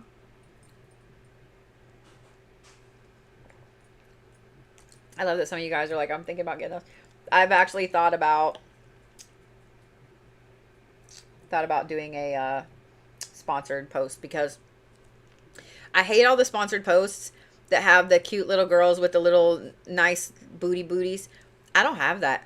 I sit so much. I sit in my chair. I sit driving. Like, I sit so much. I don't have that cute little booty that I had when I was 19. So, but I'm not going to lie. They do make your butt look good. And they have pockets. Did I mention they have pockets? And they have really deep pockets. Just saying. Just saying. All right. That hurt. We won't do that again. Ready? Ready, Jenny? The answer is yes. Yes? Yes. Let's see what you're harvesting in. Now that my sugar is going to go back up. Growth and atonement and deceit. Why does the power card keep coming up today? Hey, Jenny. No, I did not know we had an appointment today. So let me message you. It's weird that I'm reading for Jenny and then you're Jenny. This is weird. Well, all the Jennies. Jenny, where can... Okay, I'm sorry. We won't sing. We won't sing 867-5309. You're welcome. The power card keeps coming up today. It keeps coming up today. So I love that this is, because I'm not going to lie, when I saw the growth and atonement and deceit, I was like, oh, Lord, please don't be harvesting in atonement. But I don't think so. I think that it's growth of personal power. So what that tells me is that your summer was full of unique events that hit you really hard, like in a serendipitous way. So you would see something happen and be like, ooh, I almost dated that person, or ooh, I almost worked for that company, or ooh, I'm glad that I'm not doing this or that. You had a lot of very unique events that happened this summer that really, it hit you hard. Like, they hit you hard. And I don't think it was just like 1 or 2. I think it was like 10, 7 to 10 unique things that when they happened, they were like bigger things. And in looking at those things either like explode, implode, fall apart, whatever, you had that thought of, oh, I'm glad I trusted my intuition. I'm glad I trusted my intuition.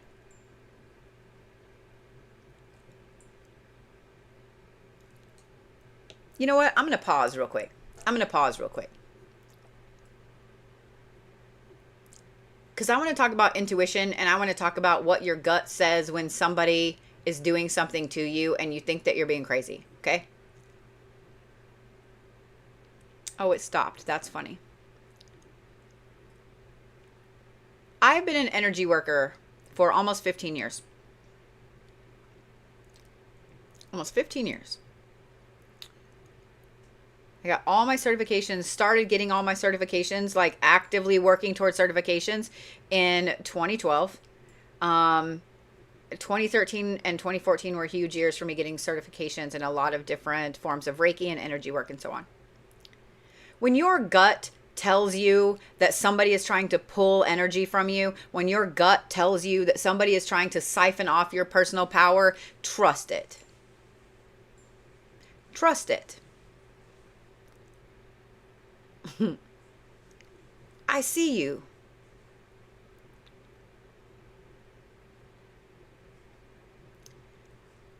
The last few weeks, I have felt the need to change my jewelry up on my right hand. Right hand is what you're giving out.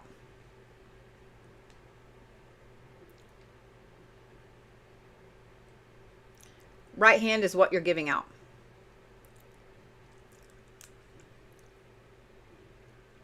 Left hand is what you take in. I always wear protection on my left hand, right? But I've started wearing different things on my right hand because there are people in the spiritual community that are very, very unscrupulous. They do a lot of things that cross ethical boundaries. And everybody's ethics are their own ethics. We're not going to talk about that. But there are some things that you need to know. If you delve down those practices, you get what you get. If you want to siphon someone else's energy off, if you want to try to bump elbows with somebody and take some of their destiny, if you want to try to destiny swap, or you want to do anything that is siphoning somebody's personal power, you get what you fucking get. You get what you fucking get. And I find it really interesting, and, you know, here's my crazy flag. But I've been on TikTok for a long time. I have a lot of followers. I also have a lot of people that just dislike me for whatever reason, and that's fine, because guess what? I have learned that I'm not the reader for everybody, and I am not the teacher for everybody, and y'all need to learn that too. You are not the friend for everybody. You are not the romantic partner for everybody. You are not the worker or the co-worker or the boss for everybody. But I find it really interesting, and the reason I paused this reading is because I was talking about personal power, and my thumb started burning.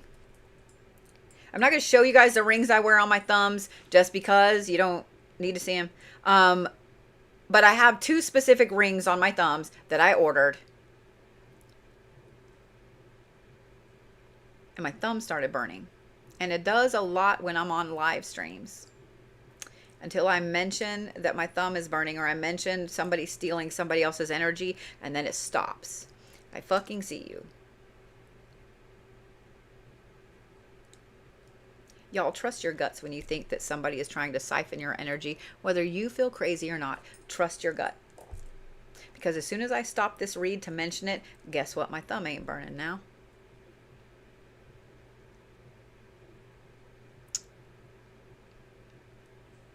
Protecting yourself against people that are siphoning your energy is a thing. It is a thing.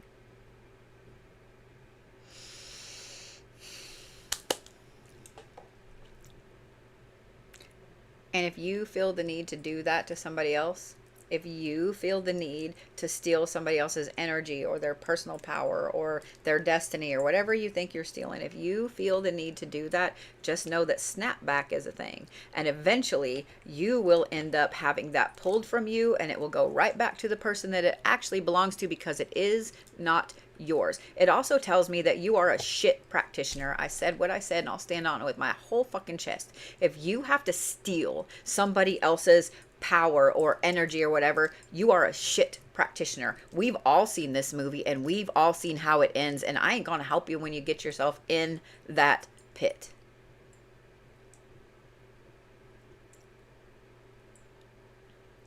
Maybe instead of being a shit practitioner and feeling the need to steal everybody else's shit, maybe you should read a book. Maybe you should take a class. Maybe you should learn.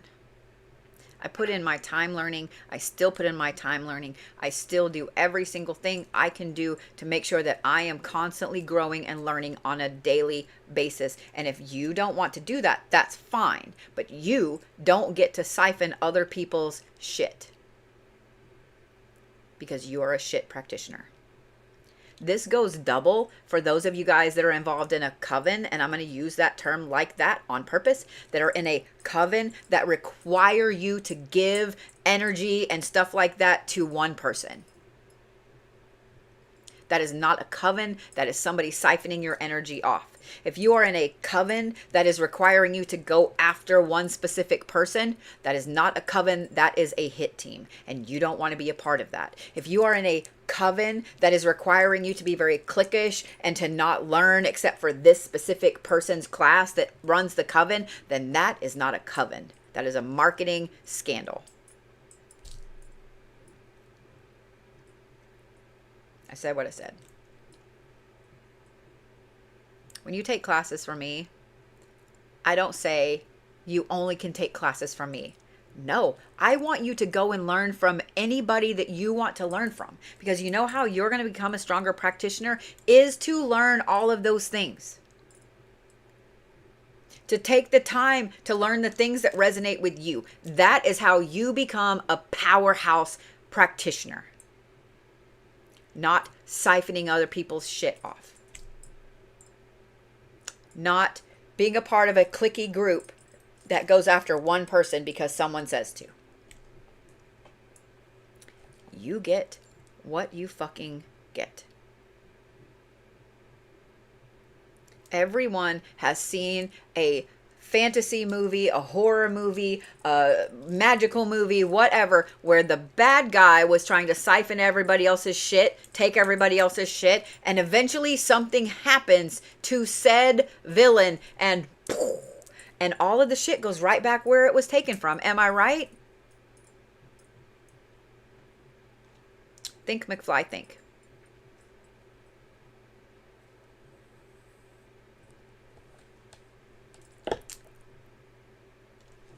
I said what I said. All right, Jenny. Power. Your personal power. You need to get back to growing your personal power. That is what you're pulling in. All of these things that happened this summer, all of these things that really just knocked you down because you were giving too much of yourself, now is the time to pull all of that back in. So what is it you should be letting go of? And you have a couple questions here, or a couple cards here. This is Hathor. This is culture and meditation and communication. I find that interesting. And then the bottom card is the Alchemist, and the top card is the Warrior. This is going to be hard for you to hear, but just hear me out, okay? You have got to stop trying to communicate with everything and everyone. This doesn't mean to be mean. It doesn't mean to be a hermit. It doesn't mean to do any of that. But you have to stop trying to communicate with everyone. And remember a while ago when I paused your read and I said, you know, I have learned that I am not the teacher for everyone. I'm not the reader for everyone. I'm not the friend for everyone. That is exactly what you need to realize. Not everyone deserves your time, deserves your attention, deserves your knowledge.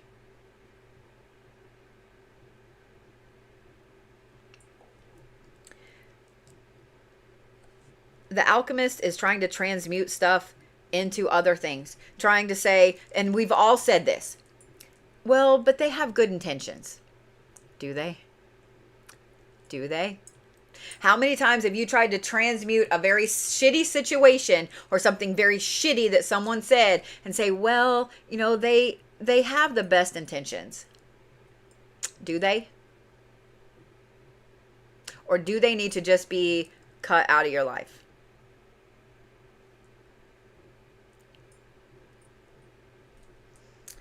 The other thing you need to let go of is this warrior aspect. Sometimes we get in this warrior aspect mode, especially when we're new to a job, new to a practice, new to a group, new to whatever, that we need to be the standout. We need to be the best. We need to be the loudest, the biggest, the fastest, the bestest, whatever. You have to let go of that feeling as well. Personal power doesn't come from being the best at everything. Personal power doesn't come from knowing everything. Personal power doesn't come from complete authoritarianism rule. Personal power comes from knowing what you don't know. Personal power comes from going, oh shit, I know these things, but I don't know any of that. When you know that there is so much shit that you don't know that you could learn in this life, that is personal power. Because then you are never ever going to put yourself above somebody else. You're never ever going to be an ass. You're never ever going to be that person that feels the need to steal someone else's energy or time or whatever.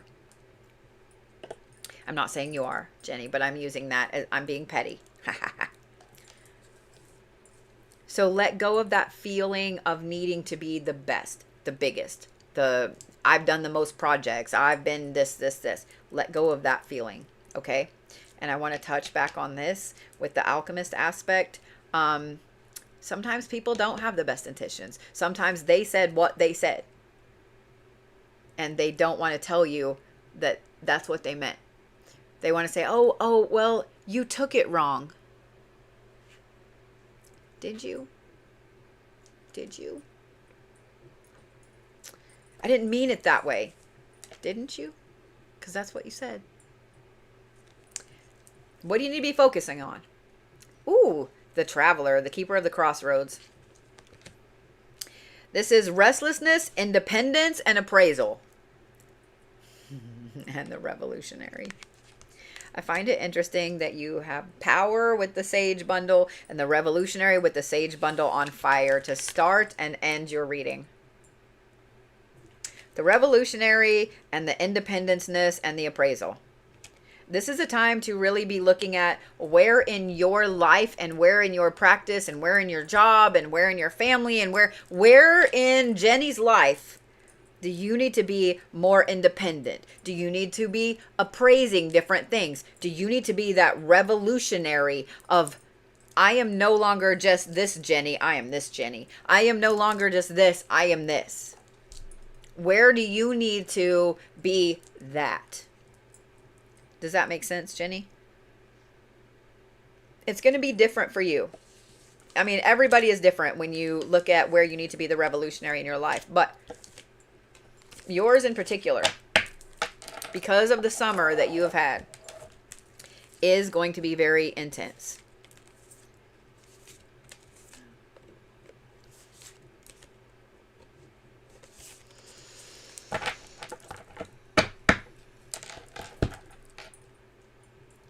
The other thing that I want to say is this.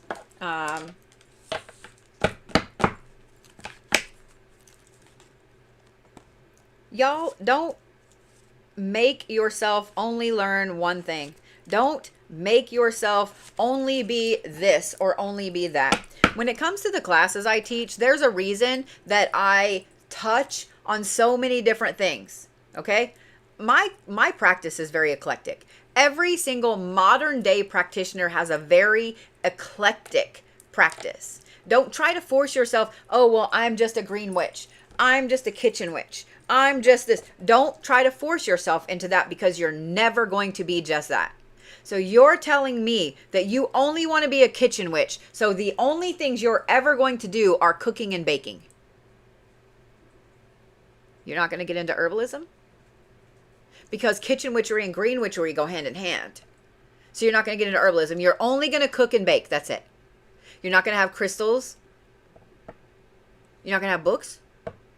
Except on kitchen witchery. I'm only going to be black magic. Are you though? Are you only going to buy broken crystals that you can use for baneful purposes? Or do you have that really pretty sphere of rose quartz in there?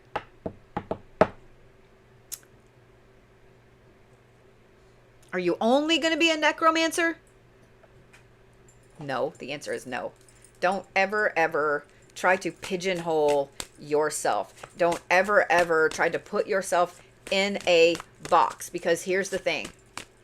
If you really look at the history of all of the practices that, especially for those of you guys, well, anywhere, but especially those of you guys that live in the United States, for all of the different cultural phenomena, cultural things, cultural practices that came from the family lines that you come from, all of the modern day things that you've learned and practiced, and all of the things that your ancestors did that had to morph into something else because of the world, there is no way that you can ever be just one thing. No way. There's no way.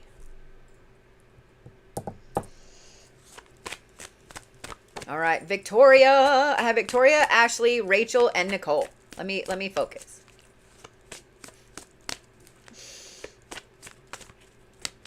All right. That's some hardcore scratching there, Bear. Some hardcore scratchy scratch. Y'all just thought you missed Sunday sermon. It's Monday sermon. Repeatedly. Monday mini sermons. All right, Victoria, here is what you are harvesting in. Thank you. I hope Australia is fantastic. Is it evening there, late at night? Because y'all are like directly on the opposite. Yeah? I hope you have a fantastic day. All right, here's what you're harvesting in, Victoria. Oh, well, let me do the little thing that says that I am who I am. All right. Do the little thing. All right, there we go. Hope and yearning and incompleteness, the eternal servitor. And then take risks. Okay. I find it interesting. Am I wrong in that we had those two cards come up in that exact same position earlier? Am I wrong? Because I feel like I'm not wrong. I'm going to have to go back and look at I'm going to have to go back and look at YouTube. But I am almost positive I'm not wrong. You can't make this shit up. You can't make this shit up. You're harvesting in hope. You're harvesting in risk-taking. You're harvesting in yearning. You're harvesting in finally feeling like you're getting back to Victoria and you are ready to absolutely rule the world. You are finally getting back to feeling like the world is not just weighing down on your shoulders and that you are able to go forth with that awesome Victoria head held high in a victorious fashion and to absolutely rule the fucking world around you. You finally feel like you're ready to take risks. You're ready to be ambitious. You're ready to be more. You're ready to do more. I'm 100% here for this, Victoria. I'm 100% here for this.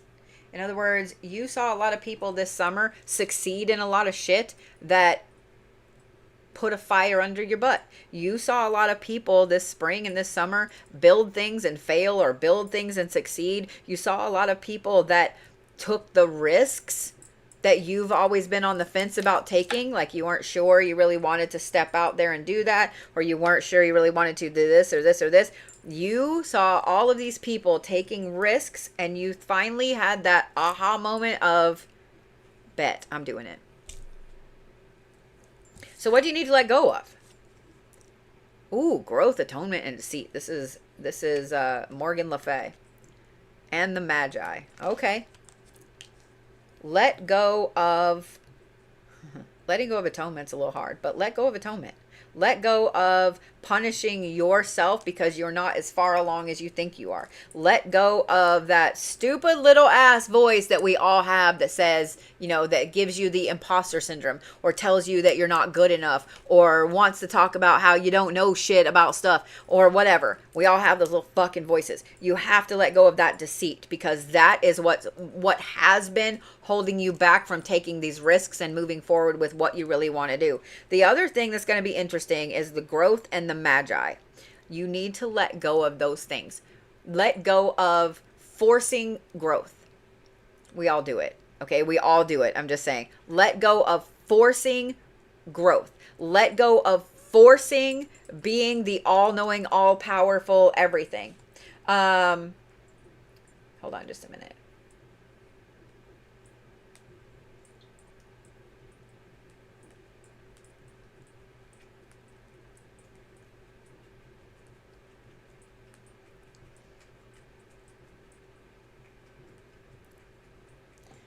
Let go of forcing that. When you try to force knowing all the things, you're going to gloss over some of the most important foundations. I just want you to know, you're going to gloss over some of the most important foundations. And you don't realize it until way later, and you go back and you're like listening to a video or rereading a book or listening to an audiobook, and you're like, how the fuck did I miss that? Thank you for all the pumpkins. You're like, how the fuck did I miss that?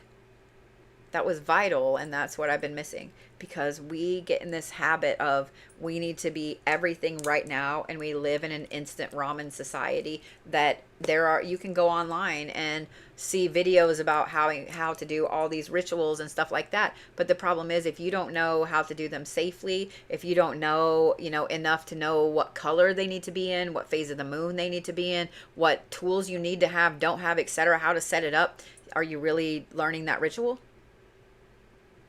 Do you see what I mean? So let's look at what you should be focusing on. Ooh, fame, pride, and stagnation. We ain't focusing on stagnation. And the seeker. Okay. The seeker, do you guys know that teeth represent prosperity in spiritual meaning? They do.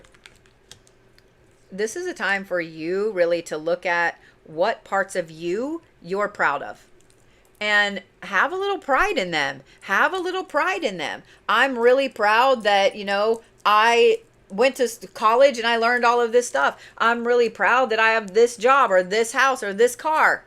I'm really proud that I've taken all of these spiritual classes, that I've been here. I've seen the Parthenon. I've seen, the Eiffel Tower. I've seen Stonehenge. I've seen Machu Picchu. I've seen, you know what I mean? Be proud of those things. Be proud of those things. And you are 100% right. That's the hardest part. Here's why it's the hardest part. Because, and I always use this example because we've all been in this position. You go to an interview and the interviewer is like, well, tell me some weaknesses. Oh, you can spout off weaknesses all day long, right? Oh, well, I do this. I hit snooze on my alarm like 16 times and then I get up an hour late, or, I'm really lazy. I drink 9 pops a day. It's so easy for you to look at yourself and go, oh, well, I'm a failure here and here and here and here and here and here. And you have a list 10 miles long about how you're a failure, right? But when that interviewer says, tell me what you're good at, how many go, well, I'm good at, I have a lot of attention to detail. I'm a good people person, when you know you're not. It's really hard for us to talk about where we're good at something. It's almost impossible. So making yourself take pride in the things that you have done in your life up to this point can be hard, but I'm going to give you a little secret on how to do this, okay? I want you, first of all, to realize that the words you use in your head is your narrative. So if you're using words like can't, never, don't, won't, victim, those are all words that keep you in a mindset of never being good enough. When you start to use words like survived, I was the victim of a natural disaster.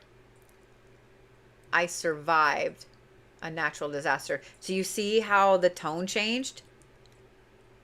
I'm a victim of a domestic violence relationship. I'm a survivor of a domestic violence relationship. Do you see how the tone shifted? Do you see how the tone shifted? The words that you use are key to making your brain shift from I can't do these things to I can do these things. Just that one little thing, shifting from a victim to a survivor, that is a massive thing right there. That is a massive thing right there. Do you see what I'm saying? Start shifting just one little tiny word that you say. I didn't mean to wag my finger. Start shifting just one little tiny word that you say. Because when you shift one little tiny word, all of the rest will start to follow, and so will your brain, and so will that little shithead voice.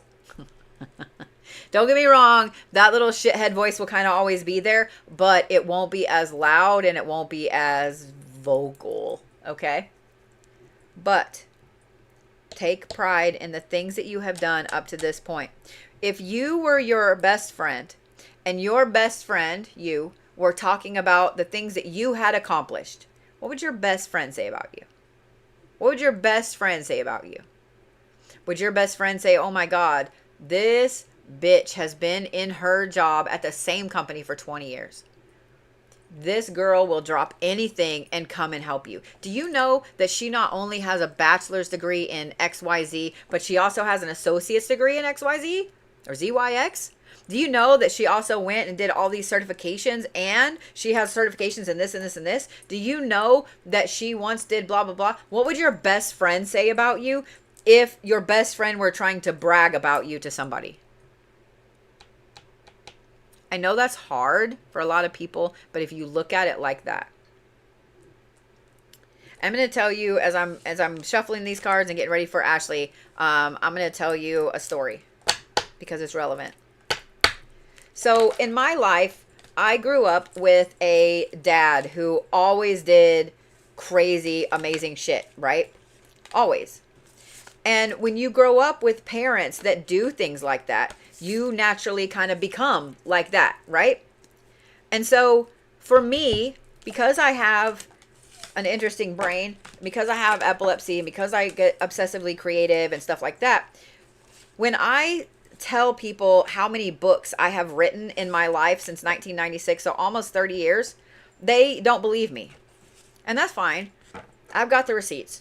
When I tell them that, you know, I have been this and this and this and this and this, that I have accomplished this and this and this, or I have this many certifications or whatever, to me, I don't feel like that's enough. I don't feel like it's good enough. I don't. I feel like I should always be doing something more, bigger, better, etc. Because I was raised by parents that were always doing something. Always doing something what I considered as amazing. Okay? And they still do that. My dad does. My mom passed away 10 years ago. But I was dating somebody several years ago. And I finally was like, you know, we've been dating about a year. I'll take you to meet my dad. Like, it's a big thing if I take you to meet my family, because I don't have a lot of family left. And I don't like to share. I'm very protective of my family, and you should be very protective of yours. But so I took this person to meet my dad. And we sat and talked for a long time. And then my dad was just talking about this and that and this and that and this and that. And when we got in the car to leave, he shut the door and we were sitting there and he said, I understand why you are the way that you are. And I was like, is that bad? Come on with some other words, because I don't know what you're saying, right? He said, your dad just sat there and nonchalantly told me that he had swam in a nuclear reactor because he was one of only 2 people in the country that could fix the seal on the pump that was malfunctioning before there was a meltdown. He was like, your dad just sat and told me that he designed the first prototype for, I don't even remember what kind of crazy ass engine it is that's still used and stuff like that. He was like, your dad just sit there and told me this and this and this and this and this. And I was like, yeah. I mean, that's the dad I grew up with. I knew all that. Yeah. He was like, you realize that just one of those things is amazing. Just one of those things is intense. He's like, and he just talked about it nonchalantly. So when I say that I've written 204 books, I just talk about it nonchalantly because it's normal and I'm going to write more. We get in our head that we're not good enough. We get in our head that nothing we do is going to be good enough. We get in our head that we always have to be more and be better and be bigger and be bolder and be this and be this and be this and be this and be this. That's not always the case. Sometimes we have done a plethora of amazing shit in our life and we don't take pride in that. And I know some of you are sitting there going, well, I've never written a book and I've never done this and I've never done that and blah, blah, blah, blah, blah, blah, blah. I guarantee you, if you were to sit and be telling somebody crazy stories about your childhood and the thing you survived, do you see what I'm saying? Do you see what I'm saying?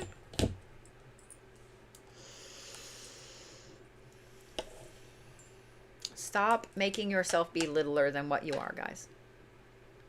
You need a list of the books I've written. There are a bunch on Amazon that you can get copies of right now. I worked for a couple of large publishing companies for a long time, and I I was a ghostwriter for a lot of their titles. Some of them I'm under NDA that I cannot say that I actually wrote those books, which sucks a lot.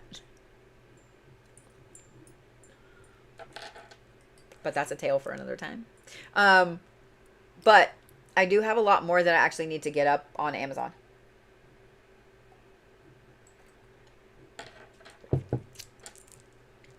Let me just say that I've been a part of some very interesting writing projects from places in Italy, in Milan, that changed the way I saw the world forever. And you can't go back.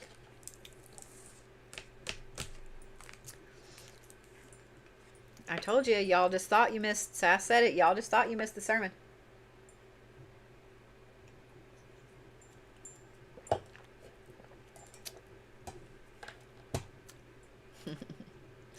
All right. Ready, Ashley? Here is what you're harvesting in. Of course. Because why wouldn't Lilith pop up again? This is hunger and animalism and instinct and higher perspective. Okay. I'm here for this. Girl, you had a stagnant summer.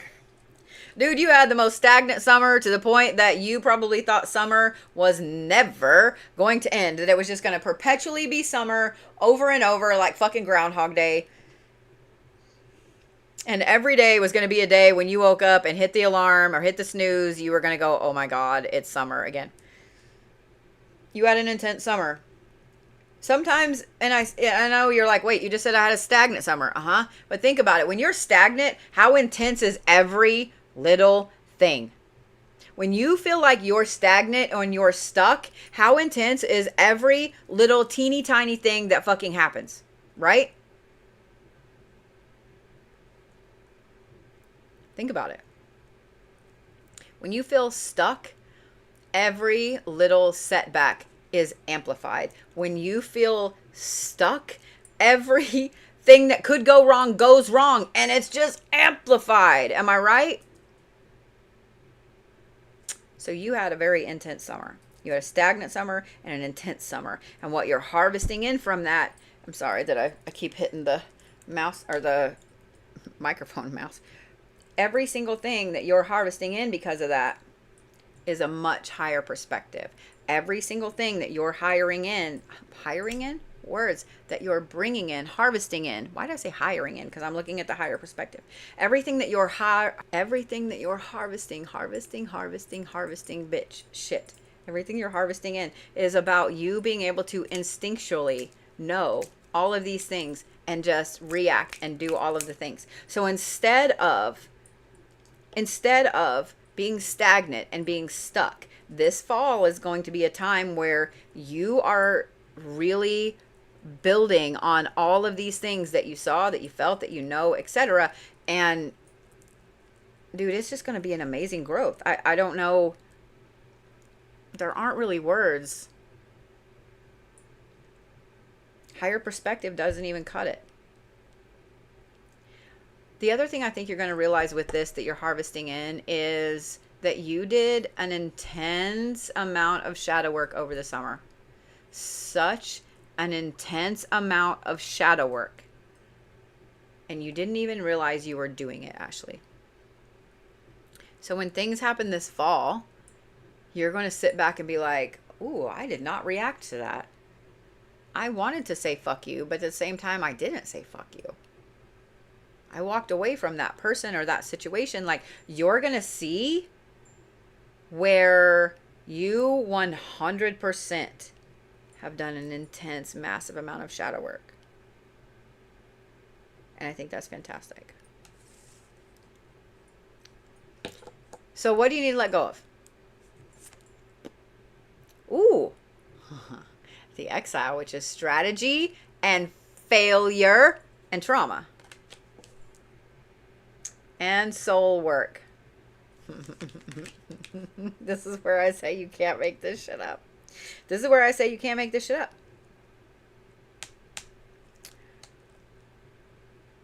Did I not just say you had done a lot of shadow work this summer you didn't even realize?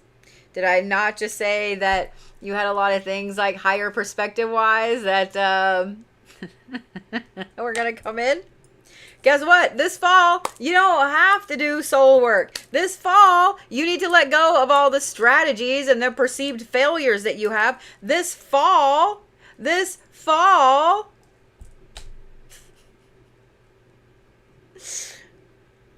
you don't have to worry about all the trauma and strategizing every little thing and so on and so forth.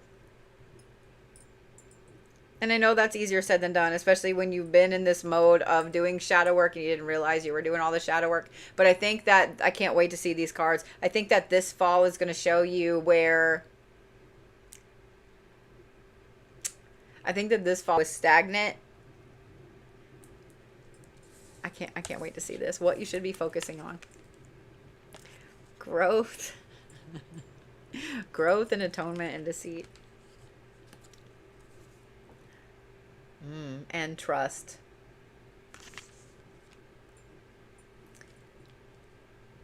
Girl, you're too hard on yourself. You are way... Ashley, you are way, way, way too hard on yourself. Because that's exactly what this tells me, is that you're way too hard on yourself.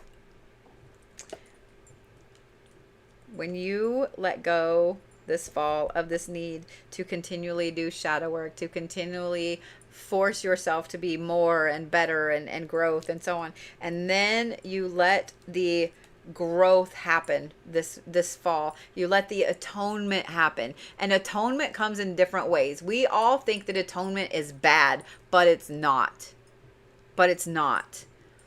We always hear atone for your sins, and it's not always bad.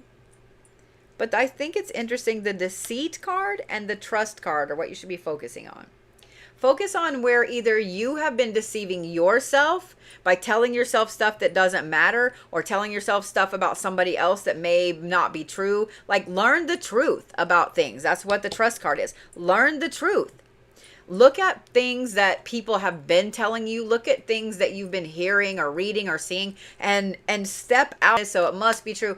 Take the time and look up the thing. So the other day, here's a good example. The other day, Saturday, I saw a couple of videos where it said that Coca-Cola was going to pull its halftime show because the guy that runs Coca-Cola doesn't like Bad Bunny or whatever. And I was like, are you serious? I was like, well, shit, I like Pepsi better anyway. And then I was like, wait, maybe I should go research that, because I saw a lot of people that were saying, please research this because it's not true. And sure as shit, it wasn't true. So I had to remove my reposts because I was like, what the fuck? That's exactly what I'm talking about. We can all get caught up in some of that and not realize. Do you see what I'm saying? So you need to see where you, as Ashley, have been being deceived by yourself and by other people, and what the truth actually is. If that makes sense. If that makes sense. I think that this fall, going into winter, I think winter is going to be a massive amount of growth for you, but I think this fall is going to show you where you've already been doing a crazy amount of growth and you didn't even know. So, you are so welcome. You are so welcome. Go right there.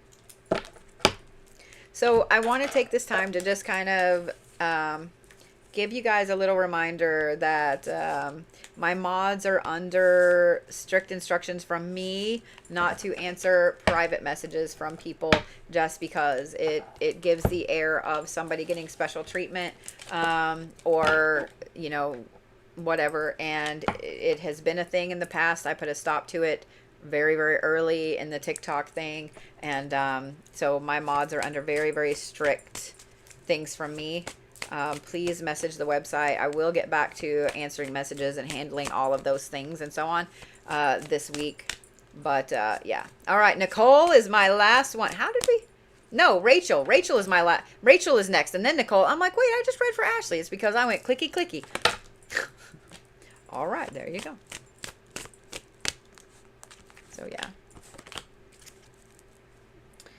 And I also just want to ask you guys to be a little patient. You guys all know how it feels to move. And if y'all have ever had an emergency move where you didn't know you were going to be moving and then suddenly Like, I hope you never do. I've never in my life had something like this happen, and it's been rough. I'm not gonna lie, it has been rough. So, all right, what you're harvesting, and you wanted to throw this card right side up, and it's Erewhon, the Master of the Great Hunt, and this is authority to go after all of the things you want. It's not quite ambition. It's like things that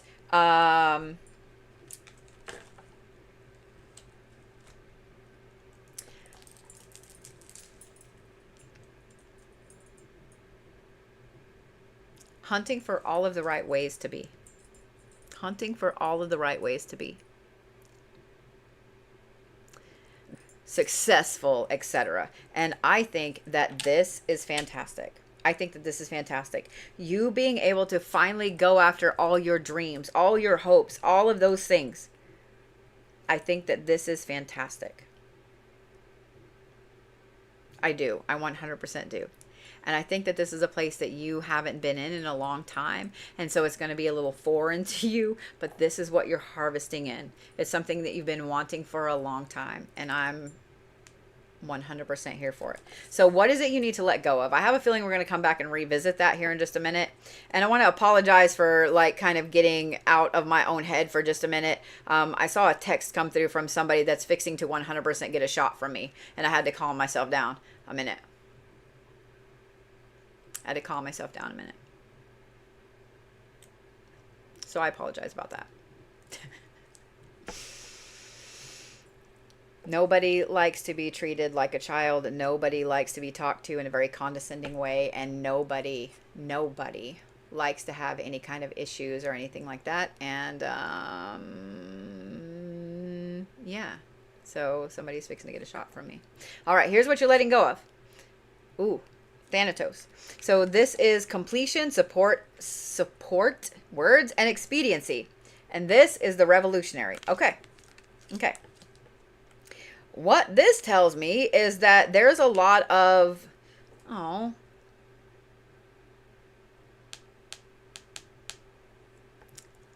you learned the hard way over this last summer that there are people that said that they were going to be there for you and said that they loved you and said they would do anything for you and then showed you that they lied.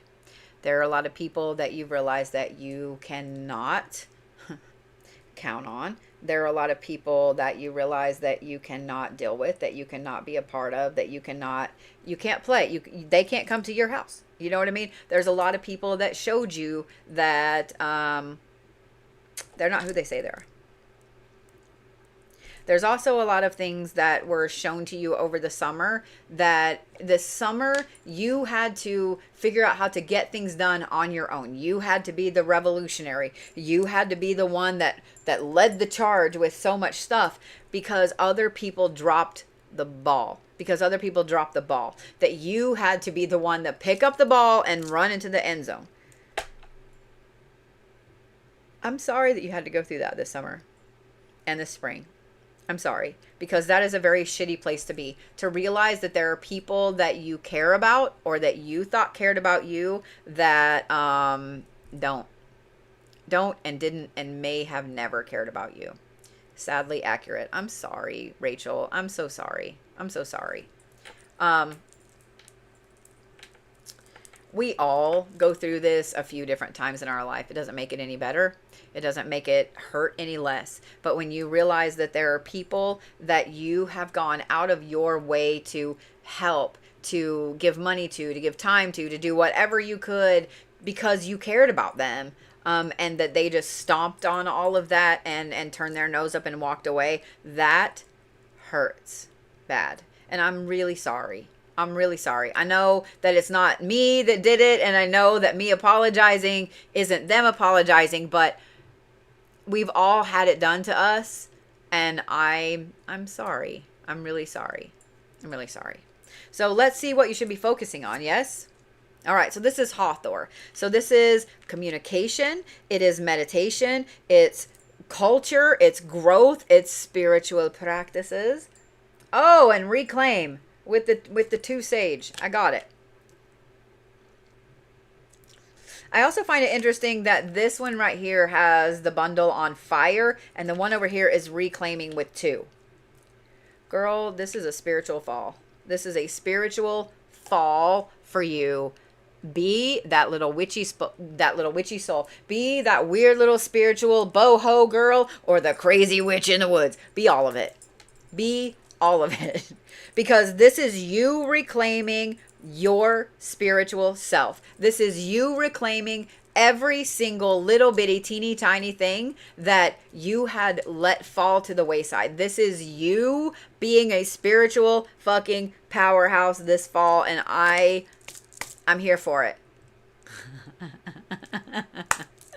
How perfect, considering you just did my Wiccaning last night. Girl, this is your fall to be a spiritual powerhouse. This fall is going to be very intense for you spiritually. It's going to be very intense for you emotionally and mentally as well. In a good way, not in a bad way, okay? When you just feel spiritual, when you feel like you're in touch with the universe, with time, with all of those things, when you feel that this is an amazing thing for you. This is a very intensive connection for you. This is exactly where you're supposed to be, what you're supposed to see, etc.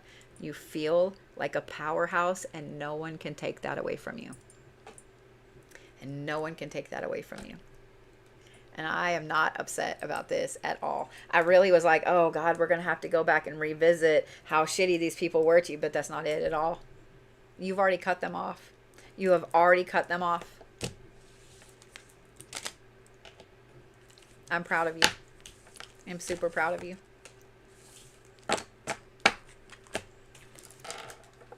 I'm super proud of you. And when it comes to them realizing what they missed, they will. They 100% will. You are welcome. You're welcome so much. All right. Nicole is my last one. And then I'm going to get off of here and go eat some foods.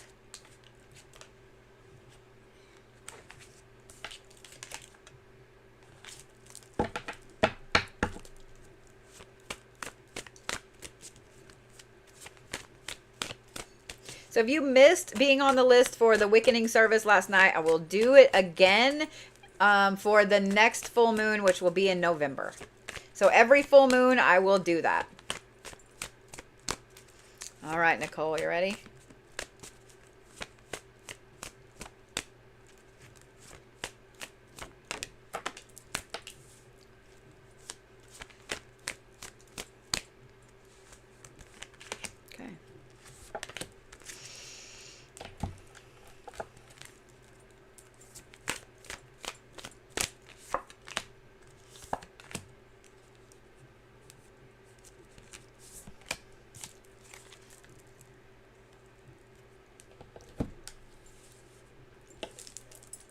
So what are you harvesting? This card fell right side up, and that is curiosity, madness, and forbidden knowledge. Because, of course, we all should be harvesting that.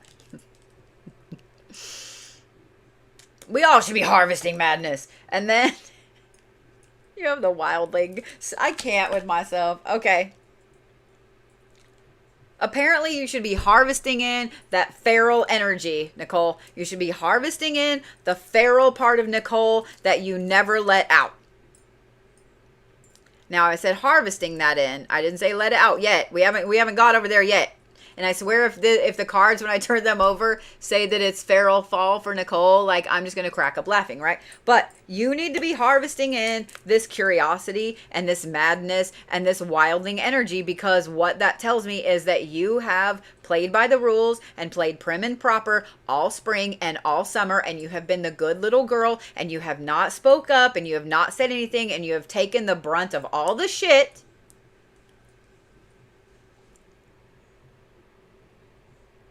So this is the time for you to be feral. For you to be feral. For you to be the wildling. For you to go through with that broadsword and be slicing people out of your life, because that is bullshit. That is bullshit. But this energy right here that you are harvesting in, this is utterly fantastic.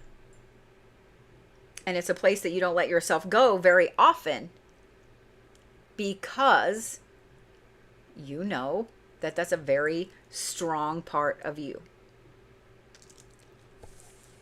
I gotta see what it is you're letting go of.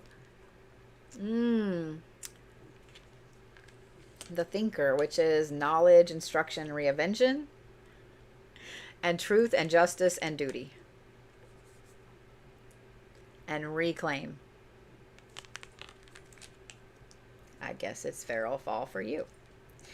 Letting go of things that you should do or think you should do, ways of being, ways of thinking, whatever you need to let go of. Well, I live here, or I do this job, or I am this, or whatever.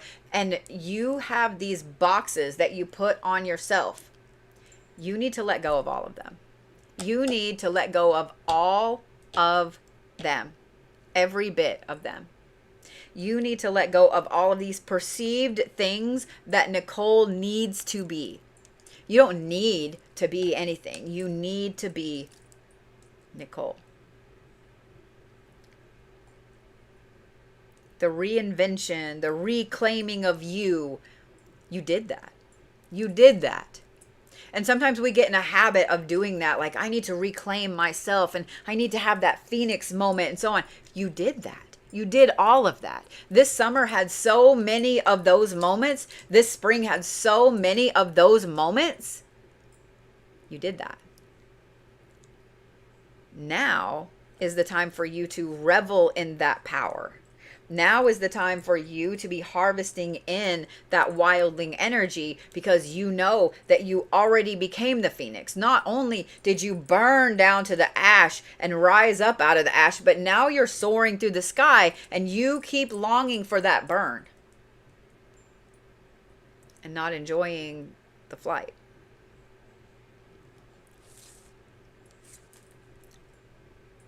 What should you be focusing on?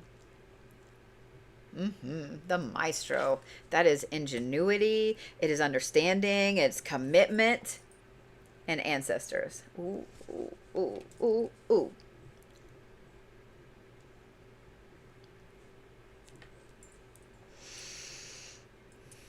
I love that it's community and it's ancestors, especially because I can see that you got taken advantage of a crazy amount this summer too. In understanding, and I'm hoping that this kind of speaks to you a little bit spiritually deep inside.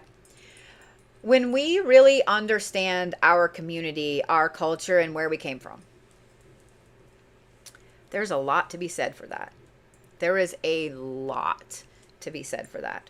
Even if you don't like where you came from, even if you don't like a lot of your ancestors, there is a lot to be said for that. Just learning about them and just knowing about them. I'm just saying. Take some time this fall, maybe a little bit on a daily basis, and look at your ancestry. Look at family photos. If you have somebody in your family that did genealogy, like actually look at it and see where you came from, why you are who you are, how you became who you are, who had to meet in these just perfect moments to make the people that made Nicole. Do you see what I'm saying? By looking at all of the places that you come from, and I want all of you to listen to this, you will become a stronger version of you when you have an identity of who you are and where you came from. For example, I'd always heard that I was Irish, always. I'd always heard that my dad's side of the family, my biological dad's side of the family was Irish, right? Okay, well, I mean, everybody claims to be Irish, right? It's just like everybody claiming to be a Cherokee princess when that's not a thing. By the way, anytime someone says that they have a Cherokee princess in their lineage, they don't, because that's never a thing. It's never been a thing, never will be a thing. Just saying, not a thing. But anyway, I digress. So I just thought, you know what? It's because I have red hair. It's because my grandma had red hair and people associate that with whatever. No. I delved down the rabbit hole with some stuff, did my DNA on Ancestry.com and all that stuff, and found out that I'm third generation Irish, that I have some very interesting Irish lineage. Am I proud of all of it? No. Am I proud of all of my, European and stuff like that? No. But I also knew from the time I was growing up that I had a couple of great grandparents, great uncles, etc., that were really instrumental in the Union Army in the Civil War. General Pay, I'm related to, and I am thrilled with that, knowing that my family was part of striking down this need to control other people makes me proud, right? That's what you need to learn. That's what you need to learn. Okay? I'm just saying, that's what you need to learn. Learn about yourself, Nicole. Learn about who made you. Learn about who made them. Learn about who made them. Learn about where your family comes from, because the one thing about that too is you're going to realize that there are some things you do right now in your life, in the meat sack that is Nicole, that you were never taught, but you do them naturally because water has memory. Cells have memory. So you're going to find so much about these practices and cultures and who you are. And I think that it is going to give you a massive boost to this wildling energy and to allowing you to be more of Nicole than you ever thought you could be. Finding out about where you come from and your lineage is only going to make you stronger. Okay? I promise. Like, I promise. It's only going to make you stronger. So with that, Miss Nicole was my last one for today. And I am going to get off of here, go eat some lunchtime, go chill out in the outside, and deal with that. I will see you guys back here this evening at 8:30 for Reiki and Zodiacs. You don't want to miss it. Okay? And thank you to my moderators for doing the hard, crazy job